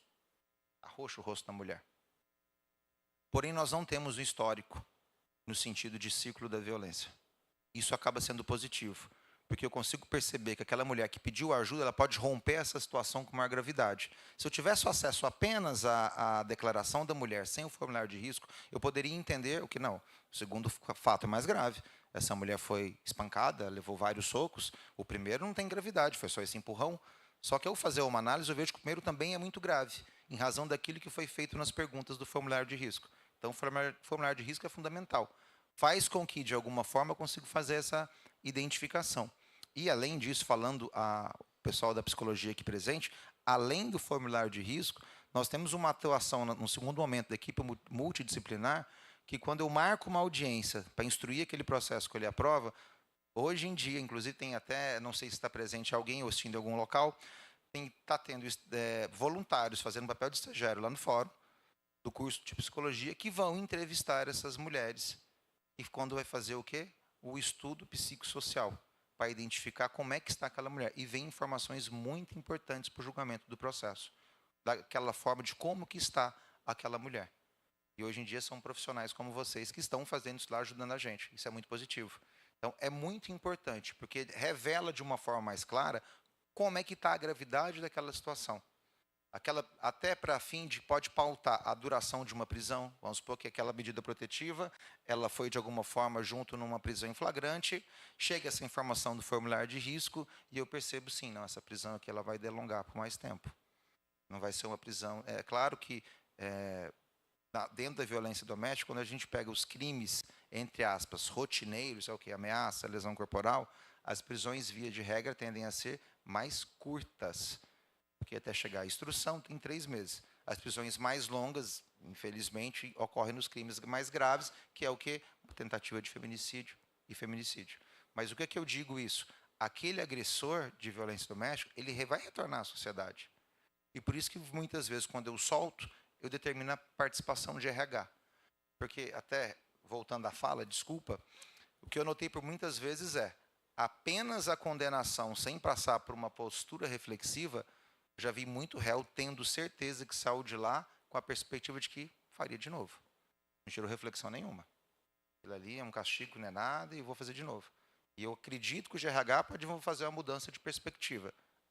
Já a prisão, não necessariamente. Tem uma pergunta aqui pelo canal do YouTube, doutor, se o GRH é um mediador durante os grupos, as reuniões. O GRH ele acabou funcionando como sendo, ele joga uma pergunta à reflexão, ouve as opiniões de todos e tenta, de alguma forma, com o grupo, conduzir Então, ele acaba sendo mediador porque ele tenta conduzir. Mas o RH não dá uma resposta fechada. Quem está ali fazendo a condução do grupo vai falar, tem que ser assim, tem que ser assado. Via de regra, lembra uma dinâmica parecida com a AA. O AA é fundamental em relação às pessoas que têm problema com álcool, todo mundo sabe disso. Justamente porque faz com que a pessoa reflita naquela condição e o mediador, que faz o papel de conduzir o GRH, aliás, aproveito para registrar meus parabéns aqui, minha gratidão pela Vera, o Diundi, a Wara, também o Evandro. São os 4 profissionais que trabalham lá no fórum, que conduzem o GRH todas as quartas-feiras. E são pessoas que estão mudando positivamente a vida de muitas famílias. E já tivemos foi um curso interno, um curso voltado para outros juízes que vieram aqui na comarca aprender como é que se dá essa dinâmica. E por que eu digo aprender? Nós não temos isso em todas as cidades. Está na lei há muito tempo, mas nós temos poucos GRHs. O último levantamento que eu vi no Brasil, só não temos 200 grupos do Brasil, não chega a 300. Isso não é nada. Não é nada. Então, talvez eu acredite que algo vai ser positivo em relação à violência doméstica quando todas as comarcas tiverem, inclusive, mais de um.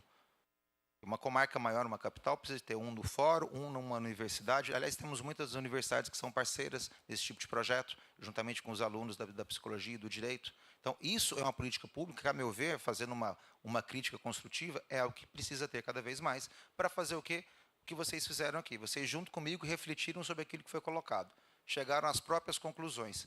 Essa é a dinâmica do GRH. Leva-se uma problemática e conduz-se àquela situação para que as pessoas reflitam em qual a melhor solução possível. Tem uma pergunta que fala sobre a dependência financeira e a dependência psicológica. Se há uma influência da não denunciação, né, de não registrar o crime, quando há essas situações de dependência, e qual seria a melhor forma de agir quando você percebe essa situação ali, uma situação dessas? Em relação à dependência financeira, volto àquela frase que eu falei no início. O que eu mais ouço de mulheres, 30, 40 anos, agora eu não aguento mais. Agora eu vou sair, eu vou dar meu jeito de trabalhar, meus filhos se viram e eu consigo agora fazer isso.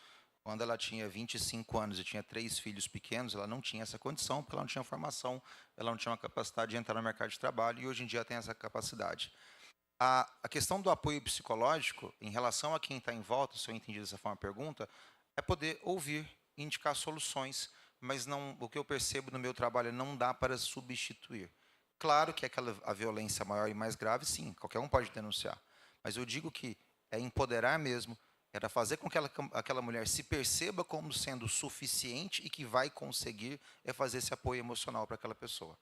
Até porque a partir do momento que um primeiro passo é dado, outras condutas serão necessárias. E cada mulher sabe o que é estar na própria pele. Então, sem nenhum julgamento em relação a quem não consegue tomar uma conduta mais séria, a gente, como profissional no nosso dia a dia, a gente não está aqui a fazer julgamento. A gente está para acolher. Quando essa mulher chegar, estaremos aqui. Vamos deferir a protetiva, vamos fazer tudo aquilo que tem que ser feito. Esse julgamento não vai ocorrer, no sentido de, por que foi agora, por que não fez antes? Essas perguntas que eu faço é para entender o que está acontecendo. Qual a gravidade desse caso? Não é um julgamento de demérito em relação a por que aguardou tanto. Não, para eu saber o nível de violência. Já tem quantos anos? Aliás, toda a audiência que eu inicio, via de regra, são violência doméstica, quinta e sexta-feira. Primeira pergunta, esses casos já aconteceram antes? Então, quantos anos juntos? Temos 10 anos juntos. É a primeira vez ou já tiveram outras vezes? Já teve outras vezes. Fez registro? Não fiz, eu não tive coragem. Mas já foram umas 4, 5 vezes. Eu preciso entender esse contexto. Preciso entender se aquilo que aconteceu foi algo extremamente pontual ou se aquilo vem se repetindo há muito e muito tempo. Mas a sua fala dela, doutor? Não, muitas vezes tem filhos. É muito triste quando a gente vê isso. Aí vem o filho fazer a narrativa de que já presenciou aquilo o tempo todo, e o filho começa a participar em relação àquilo que acontece entre os pais. Mas, enfim, é algo que nós estamos ali para acolher, para indicar o melhor caminho, e o que eu penso no que se refere é o apoio a essa mulher. Sentir que quando ela se estiver pronta para levar aquele caso à frente, que ela vai ter uma rede. Por isso que a rede de frente aqui de Barra do Garças é fundamental. Justamente ela faz essa rede nesse aspecto.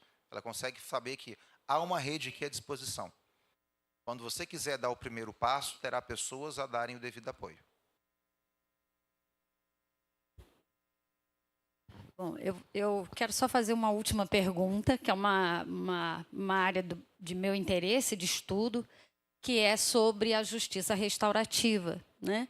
Em que pé está no Brasil, se você acha que é um modelo de justiça viável para a nossa cultura, como é que está o entendimento mesmo dos operadores do direito referente à justiça restaurativa, que ainda é recente, né, para o nosso país, talvez. A justiça restaurativa, assim, eu entendo que o GRH é uma técnica de justiça restaurativa. Entra nesse campo. Nós temos países que a justiça usa muito esse papel, nós não temos isso. Nós tivemos uma lei 9.099 que tentou fazer uma justiça restaurativa com composição e ela foi muito mal aplicada por todos os operadores do direito.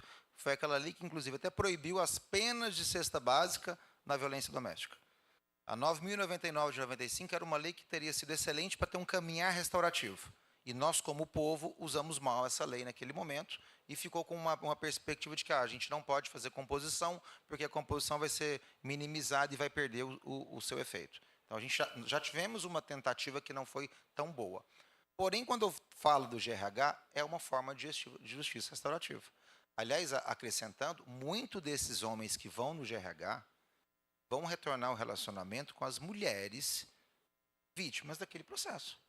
Não todas elas romperam o relacionamento e cada um seguiu o seu canto. Não. Tem muito noivo, marido, companheiro, que está ali no GRH e retorna à mesma mulher. Então, a partir do momento que ele passa a ter uma ressignificação do seu comportamento, acaba, assim, restaurando os laços em casa. Por isso que a justiça restaurativa parte desse princípio, de uma mudança de comportamento em que não por coerção, mas porque eu cheguei à conclusão que agir de uma outra forma vai ser mais vantajoso para mim, para minha família, para os meus filhos, que eu terei um ganho positivo. Aliás, todos nós aqui nessa sala, a gente vive em razão do maior ganho possível. E até aquele homem que, num perfil machista conservador, ele acreditava até então, ou acredita, que a melhor forma de comportamento é aquela. E aí vem a justiça restaurativa, no perspectiva de RH, para fazer isso. Temos outros elementos de justiça restaurativa, mas eu preciso realmente fazer um apontamento. No campo da violência contra a mulher, talvez o instrumento ideal talvez seja, neste momento que nós temos, o GRH. Porque eu acho muito complicado você colocar uma justiça restaurativa em que envolva o homem e aquela vítima. Até porque nós temos perspectiva de medidas protetivas, nós temos ainda aquele fragor do momento em relação à violência doméstica, mas acho perfeito, e o GRH é uma forma de justiça restaurativa que tem excelentes números, viável, que funciona e que reduz e muito a reincidência daqueles autores de violência que são os réus. Esse é o dado importante. Homens que passam pelo GRH reincidem muito menos, pesquisa científica falando sobre isso com amostragens grandes, e várias pesquisas nesse sentido, muito mais do que aquele que é apenas, entre aspas, condenado.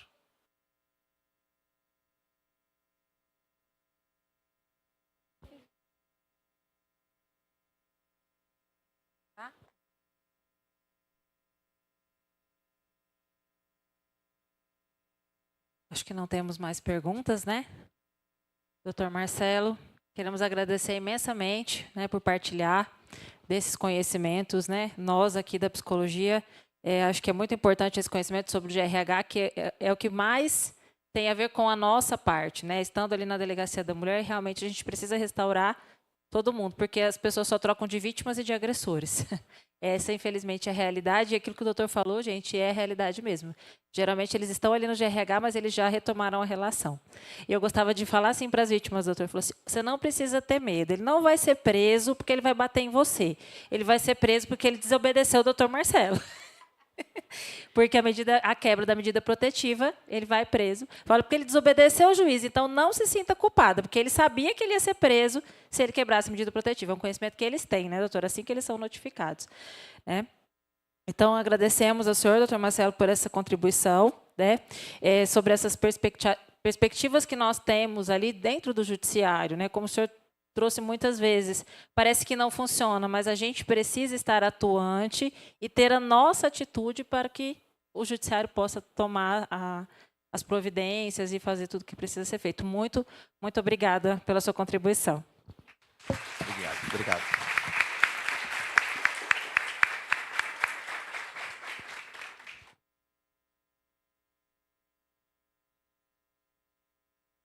Tirar uma foto, gente, aqui.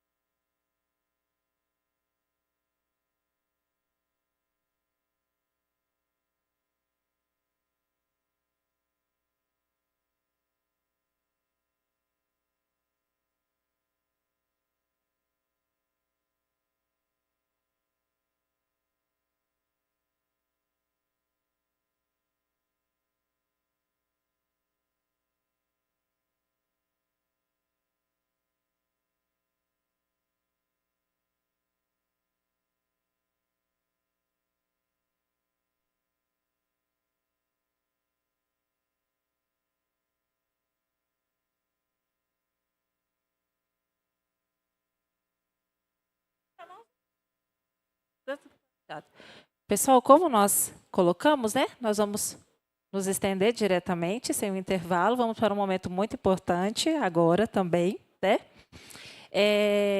Nesse momento, nós vamos convidar uma acadêmica que ela compartilhará conosco o resultado do seu trabalho de conclusão de curso, que tem como tema a violência contra a mulher, né?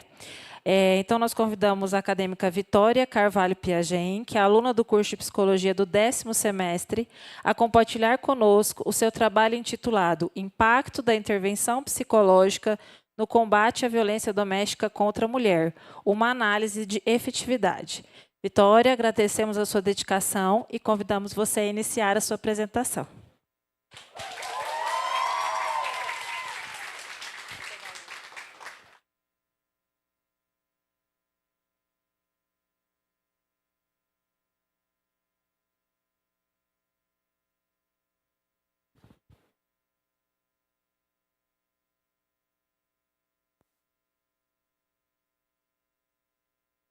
Boa noite a todos. Cumprimentar a banca aqui presente também. Hoje eu vou apresentar para vocês o meu trabalho de conclusão de curso, intitulado Impacto da Intervenção Psicológica no Combate à Violência Doméstica contra a Mulher, uma análise de efetividade, sob orientação da professora especialista Ariel de Paula Munhoz Rodrigues.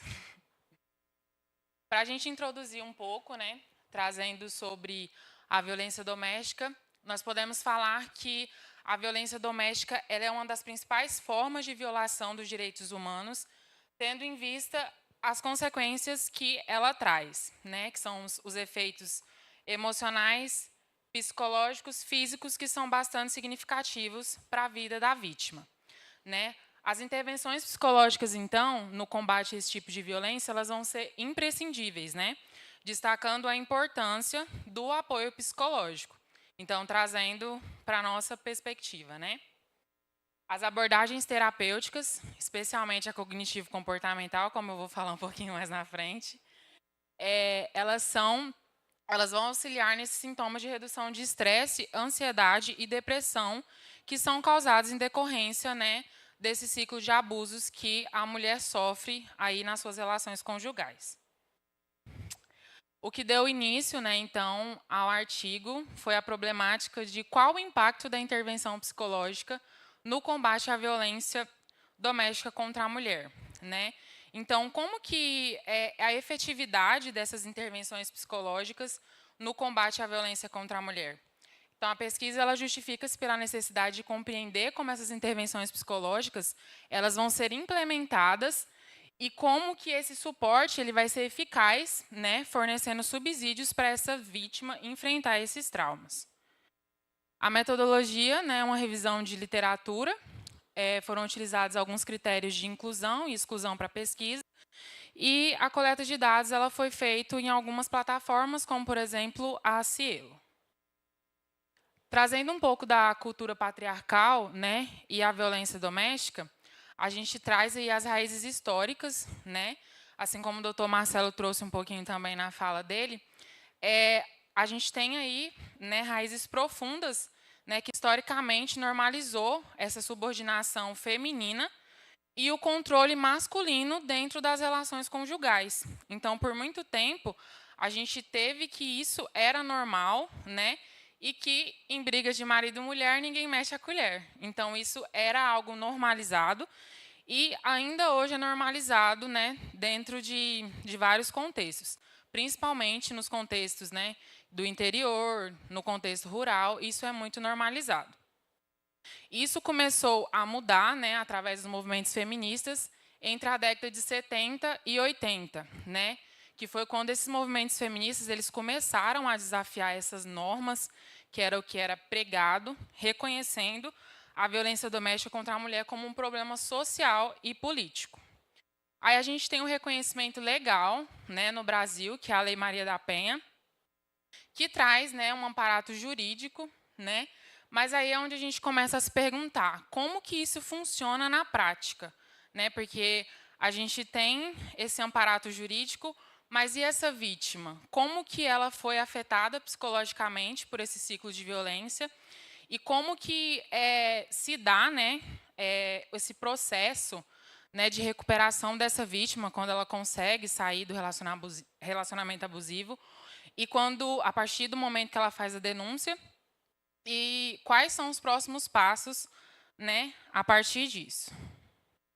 Aqui eu trouxe as principais formas de violência doméstica, que é a violência psicológica, que ela vai envolver os danos emocionais, né, que o agressor ele causa àquela vítima, que aí vai ter a diminuição da autoestima, prejudicando o desenvolvimento dessa vítima em vários aspectos da vida dela. A violência física, que vai ser quando, né, tem o uso da força, algo mais exposto e visível, onde as pessoas geralmente têm o pensamento, né, o Dr. Marcelo até comentou na fala dele, que às vezes as pessoas, né, entendem como violência a partir do momento que aquilo se torna algo físico. Mas a violência doméstica ela vai para muito além disso, né? A violência sexual, que vai ser qualquer ato sexual que não é consensual, e a violência patrimonial, que é quando o agressor ele controla os recursos financeiros da vítima, né? Limitando a vítima no geral. Então, às vezes, a gente tem dentro de sociedade um discurso que ele traz como a vítima, como se ela quisesse viver nesse ciclo abusivo, né? A gente escuta muito, principalmente aqui no interior e no Mato Grosso, de que ela está apanhando porque quer, apanhou uma vez e continuou no relacionamento. Mas para a vítima sair daquele ciclo de abuso é muito difícil, principalmente pelo medo causado pelo agressor. Os impactos psicológicos, né? Os principais impactos psicológicos da violência doméstica pode ser o trauma psicológico, né? As vítimas frequentemente elas vão desenvolver transtorno de estresse pós-traumático, ansiedade crônica, depressão e, em casos mais extremos, há casos, né, de vítimas que cometem suicídio. A baixa autoestima, que vai ser a diminuição significativa da autoestima dessa vítima, e da confiança, né, onde os discursos do agressor ele vai ser sempre voltado realmente para diminuir aquela mulher como indivíduo, como se ela não fosse capaz, né? Como, né? Ninguém vai te querer. Se você sair do relacionamento, ninguém vai querer você.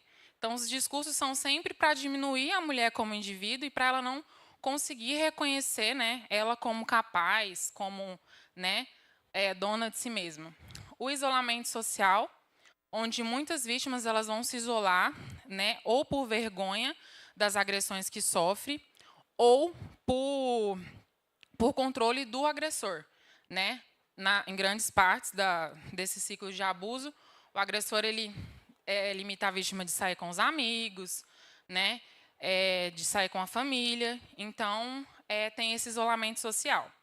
E nos casos quando a vítima consegue sair, né, dos relacionamentos, as experiências que ela teve vão afetar, né, nos próximos relacionamentos. Então, na maioria dos casos, a vítima não vai conseguir entrar em relacionamentos novos ou manter os relacionamentos em que ela conseguir entrar. E aí, nessas dificuldades do relacionamento, o papel do psicólogo também ele vai ser importante nesse quesito, né, de conseguir, né, se desenvolver. E o papel do psicólogo, então, ele na assistência às vítimas, ele vai ser importante, principalmente, inicialmente no acolhimento e escutativa, onde o psicólogo ele cria um ambiente seguro, sem julgamentos, né, validando as experiências dessa vítima. Então, é muito importante que ele tenha uma escutativa, sem fazer julgamentos ao que essa vítima passou.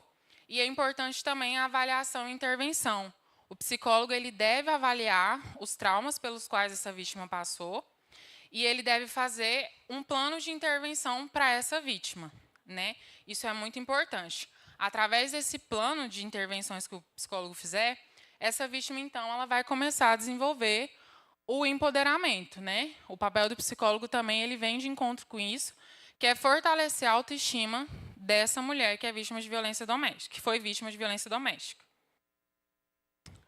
Trazendo um pouco, né, para a ótica da teoria cognitivo-comportamental, né, A TCC, para os colegas de psicologia, como vocês devem saber, ela foi desenvolvida por Beck, né? E ela trabalha aí baseado em identificar os nossos pensamentos disfuncionais que levam ao sofrimento psíquico. E dentro da TCC a gente trabalha com várias técnicas. Trazendo um pouquinho, né, para essa perspectiva, dentro desse processo terapêutico com a vítima, o terapeuta ele vai identificar os pensamentos disfuncionais, né, dessa vítima, tentando reconhecer os padrões de pensamentos negativos dessa vítima. E sobre a violência que ela sofreu. Nos casos de violência, esses pensamentos negativos eles vão ser sempre em relação à visão da vítima sobre si mesma. Essa visão negativa vai ser sobre ela e não sobre o agressor ou as outras pessoas, né? Porque durante esse relacionamento que ela teve, ela foi diminuída, né? E aí tem a reestruturação cognitiva, que são técnicas aplicadas para reestruturar e modificar essas crenças, né? E aí, então, a gente parte para o desenvolvimento de habilidades de enfrentamento. A vítima ela vai focar, né, no desenvolvimento dela, né, diante das situações estressantes, e também isso vai evitar recaídas, né? Vai evitar que ela retorne para esse relacionamento. Tem uma pesquisa, inclusive, que eu achei bem interessante, relacionada à teoria cognitivo-comportamental, que ela foi feita em uma província do Irã, bem pequena, com um grupo de mulheres que sofreram violência doméstica por determinado tempo. E o Irã é um país que a gente sabe que tem muitos casos de violência doméstica recorrentes. E nessa pesquisa, eles aplicaram a TCC e as técnicas da TCC com essas mulheres durante o período de 8 semanas. E os resultados foram positivos, né? Mostraram, então, uma boa recuperação dessas mulheres e, tipo assim, a reestruturação dessas crenças durante esse período do estudo. Então, foram resultados positivos. Fazendo as considerações finais, né, as intervenções psicológicas, elas demonstram, então, grande eficácia e significativa e diminuição na redução dos sintomas de estresse, ansiedade e depressão. As abordagens terapêuticas, especialmente a cognitivo-comportamental, promovem a recuperação da autoestima e contribuem para uma melhora na qualidade de vida das mulheres. O apoio psicológico ele desempenha um papel crucial, então, para a mulher conseguir desenvolver a autoestima dela e também trabalhar os traumas que foram sofridos durante esse relacionamento abusivo. Recomenda-se, então, né, a realização de mais estudos que avaliem a eficácia, né, dessas intervenções em diferentes contextos sociais e culturais. É necessário também, né, a partir da pesquisa, observa-se que é necessário políticas públicas que garantam acesso amplo e gratuito de intervenções psicológicas a vítimas de violência doméstica. E educação e prevenção, né, programas educativos que podem ser implementados para prevenir a violência doméstica. As minhas referências bibliográficas e os meus agradecimentos. Agradeço, em primeiro lugar, a Deus por me conceder força, sabedoria, perseverança ao longo dessa jornada, a minha orientadora e a banca aqui presente. Agradeço a memória das minhas avós, Dona França e Dona Maria Antônia, que com muito orgulho me chamavam de universitária, mas que com muito pesar não terão o prazer de me chamar de psicóloga. A minha mãe, cujos pés foram impedidos de correr para realizar os próprios sonhos, mas me deu asa para que eu estivesse aqui realizando o meu. Ao meu pai, por me dar suporte, acreditar em mim. Meus familiares, pelo carinho e palavras de incentivo. Meu namorado, por todo o apoio e por cada gesto de amor. E meu padrasto, por me apoiar e me incentivar como um pai. Agradeço aos meus amigos que estiveram ao meu lado em cada desafio e conquista. A minha melhor amiga, Kayla, que sempre me deu força e compartilhou as alegrias e dificuldades comigo. E aos meus maiores presentes que ganhei durante essa jornada, que são as minhas amigas Maria Helena, Micaela e Eduardo. Muito obrigado por caminharem ao meu lado e transformarem esses anos em memórias inesquecíveis. Cada um de vocês foi a base emocional que me sustentou e a luz que tornou essa caminhada mais leve. A todos vocês, a minha eterna gratidão.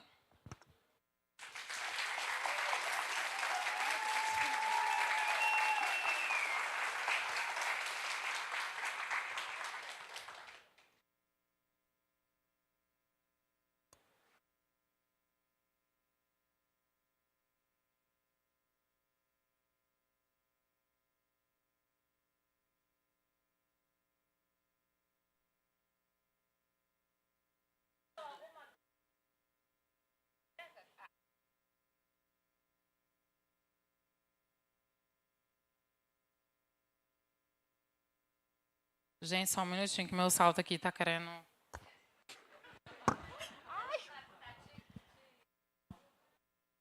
Momento de nervosismo. Peraí, não sei.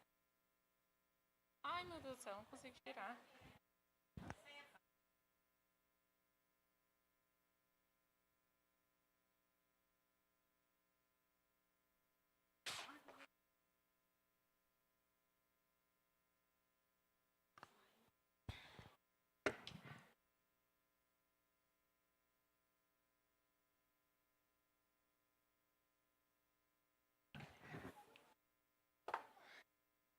Agora pode perguntar.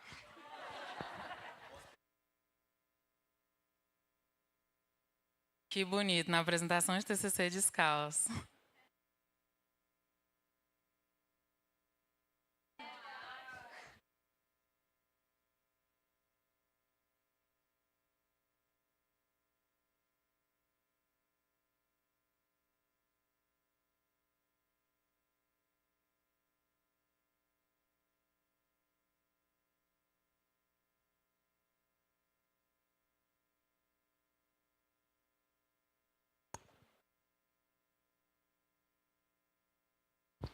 Vitória, parabéns pela apresentação.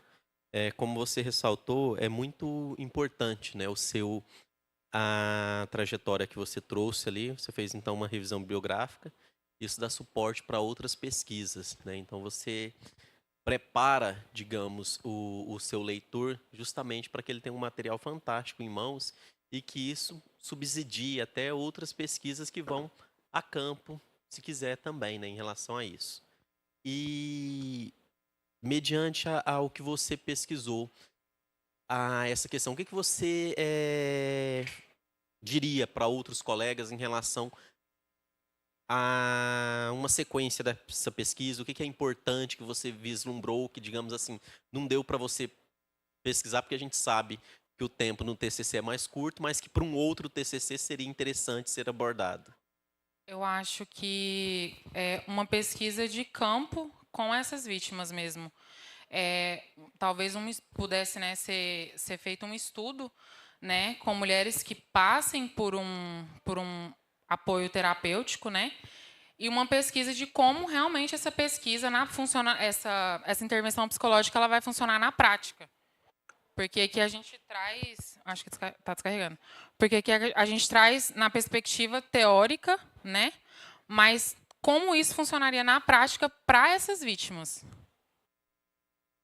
Sim, acho que é interessante a sua colocação, porque daria justamente para quem for analisar essas questões, então, numa perspectiva prática, né? De como que a TCC iria contribuir com essas vítimas de violência. Isso. Denise.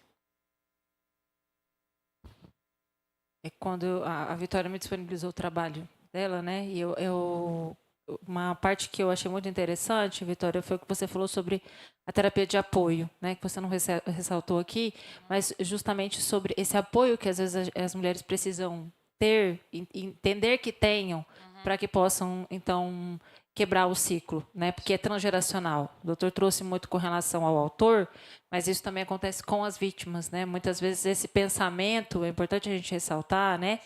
Essas crenças, né? Os valores, eles vêm já de contextos familiares que foram tidos como normais, e até dessa autoestima ela já não foi construída desde a infância, desde a adolescência, dentro do contexto familiar, onde o papel da mulher muitas vezes pejorativo ali, como se ela não tivesse importância naquele contexto, e isso ela carrega para os relacionamentos dela, né? Então, eu acho que isso é importante, acho que até, complementando até a pergunta do Fábio, a gente entender desde quando começa, né? Às vezes, mais a fundo, assim, de onde realmente surgiram? Foi aqui nessa relação? Ou já veio caminhando com essas mulheres? Eu achei muito interessante sua temática, tanto que, assim que eu li, você sabe, eu já te convidei para participar, porque é um tema muito importante a gente realmente ressaltar que a terapia, que o processo psicoterapêutico, que a ressignificação, que encontrar estratégias ali diante da TCC, até de qualquer abordagem que seja que essa mulher esteja envolvida, é significativo e é importante para que ela quebre o ciclo da violência na vida dela, não naquela relação, mas na vida dela. Tá? Parabéns, parabéns pelo seu trabalho. Obrigada.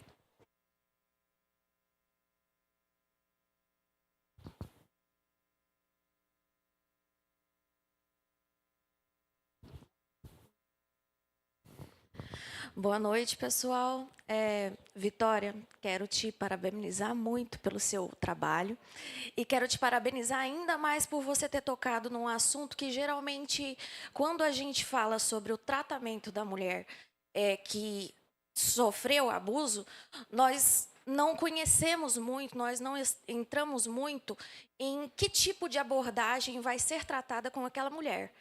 E você tocou num ponto muito importante, trazendo a perspectiva da TCC, que é uma abordagem mais diretiva, que vai tratar ali o problema que ela está trazendo no momento, né, que a gente, dentro de supervisão, fala o momento latente que ela está passando, que muitas das vezes, na maioria das vezes, as mulheres elas não sabem.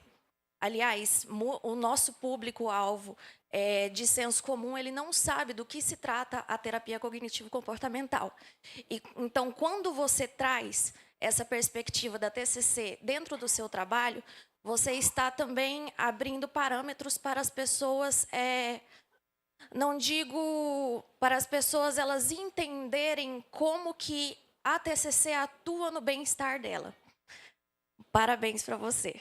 Obrigada.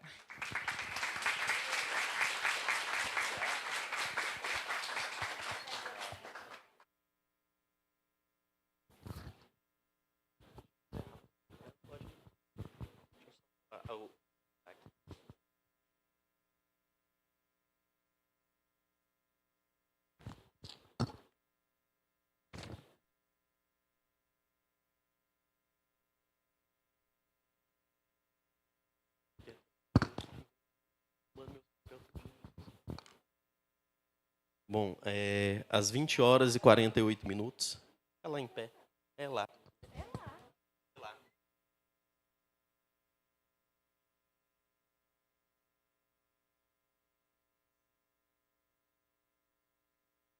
Às 20 horas e 48 minutos do dia 28 de outubro do ano de 2024, no Centro Universitário do Vale do Araguaia, Univar, no auditório João Bosco de Aquino Araújo, reuniu-se a banca avaliadora, examinadora sob a presidência do professor mestre Fábio Rocha da Silva como primeiro examinador e como segunda examinadora a professora especialista Ariel de Paula Munhoz Rodrigues e como terceira examinadora a professora especialista Denise da Silva Neri, coordenadora do curso de Psicologia, para avaliar o trabalho de pesquisa intitulado Impacto da intervenção psicológica no combate à violência doméstica contra a mulher, uma análise de efetividade, apresentado pela acadêmica Vitória Carvalho Piagem, como requisito parcial para obtenção do título de bacharel em psicologia. A defesa do TCC ocorreu durante o 4º ciclo de palestras sobre violência contra a mulher. Após criteriosa avaliação, a pesquisa assim intitulada e sustentada pela acadêmica recebeu a nota da banca examinadora igual a 10 pontos,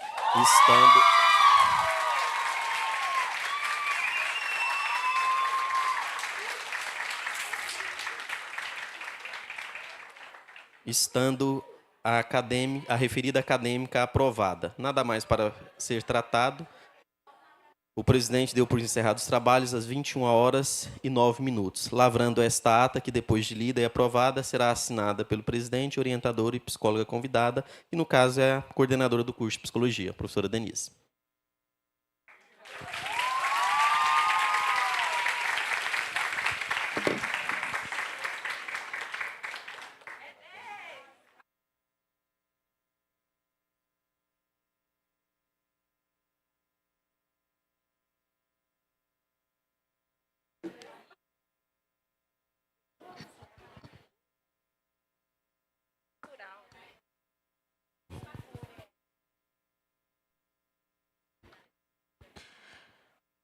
Bom, agradecemos então imensamente a todas e todos pela participação nesta primeira noite do 4º ciclo de palestras sobre violência contra a mulher.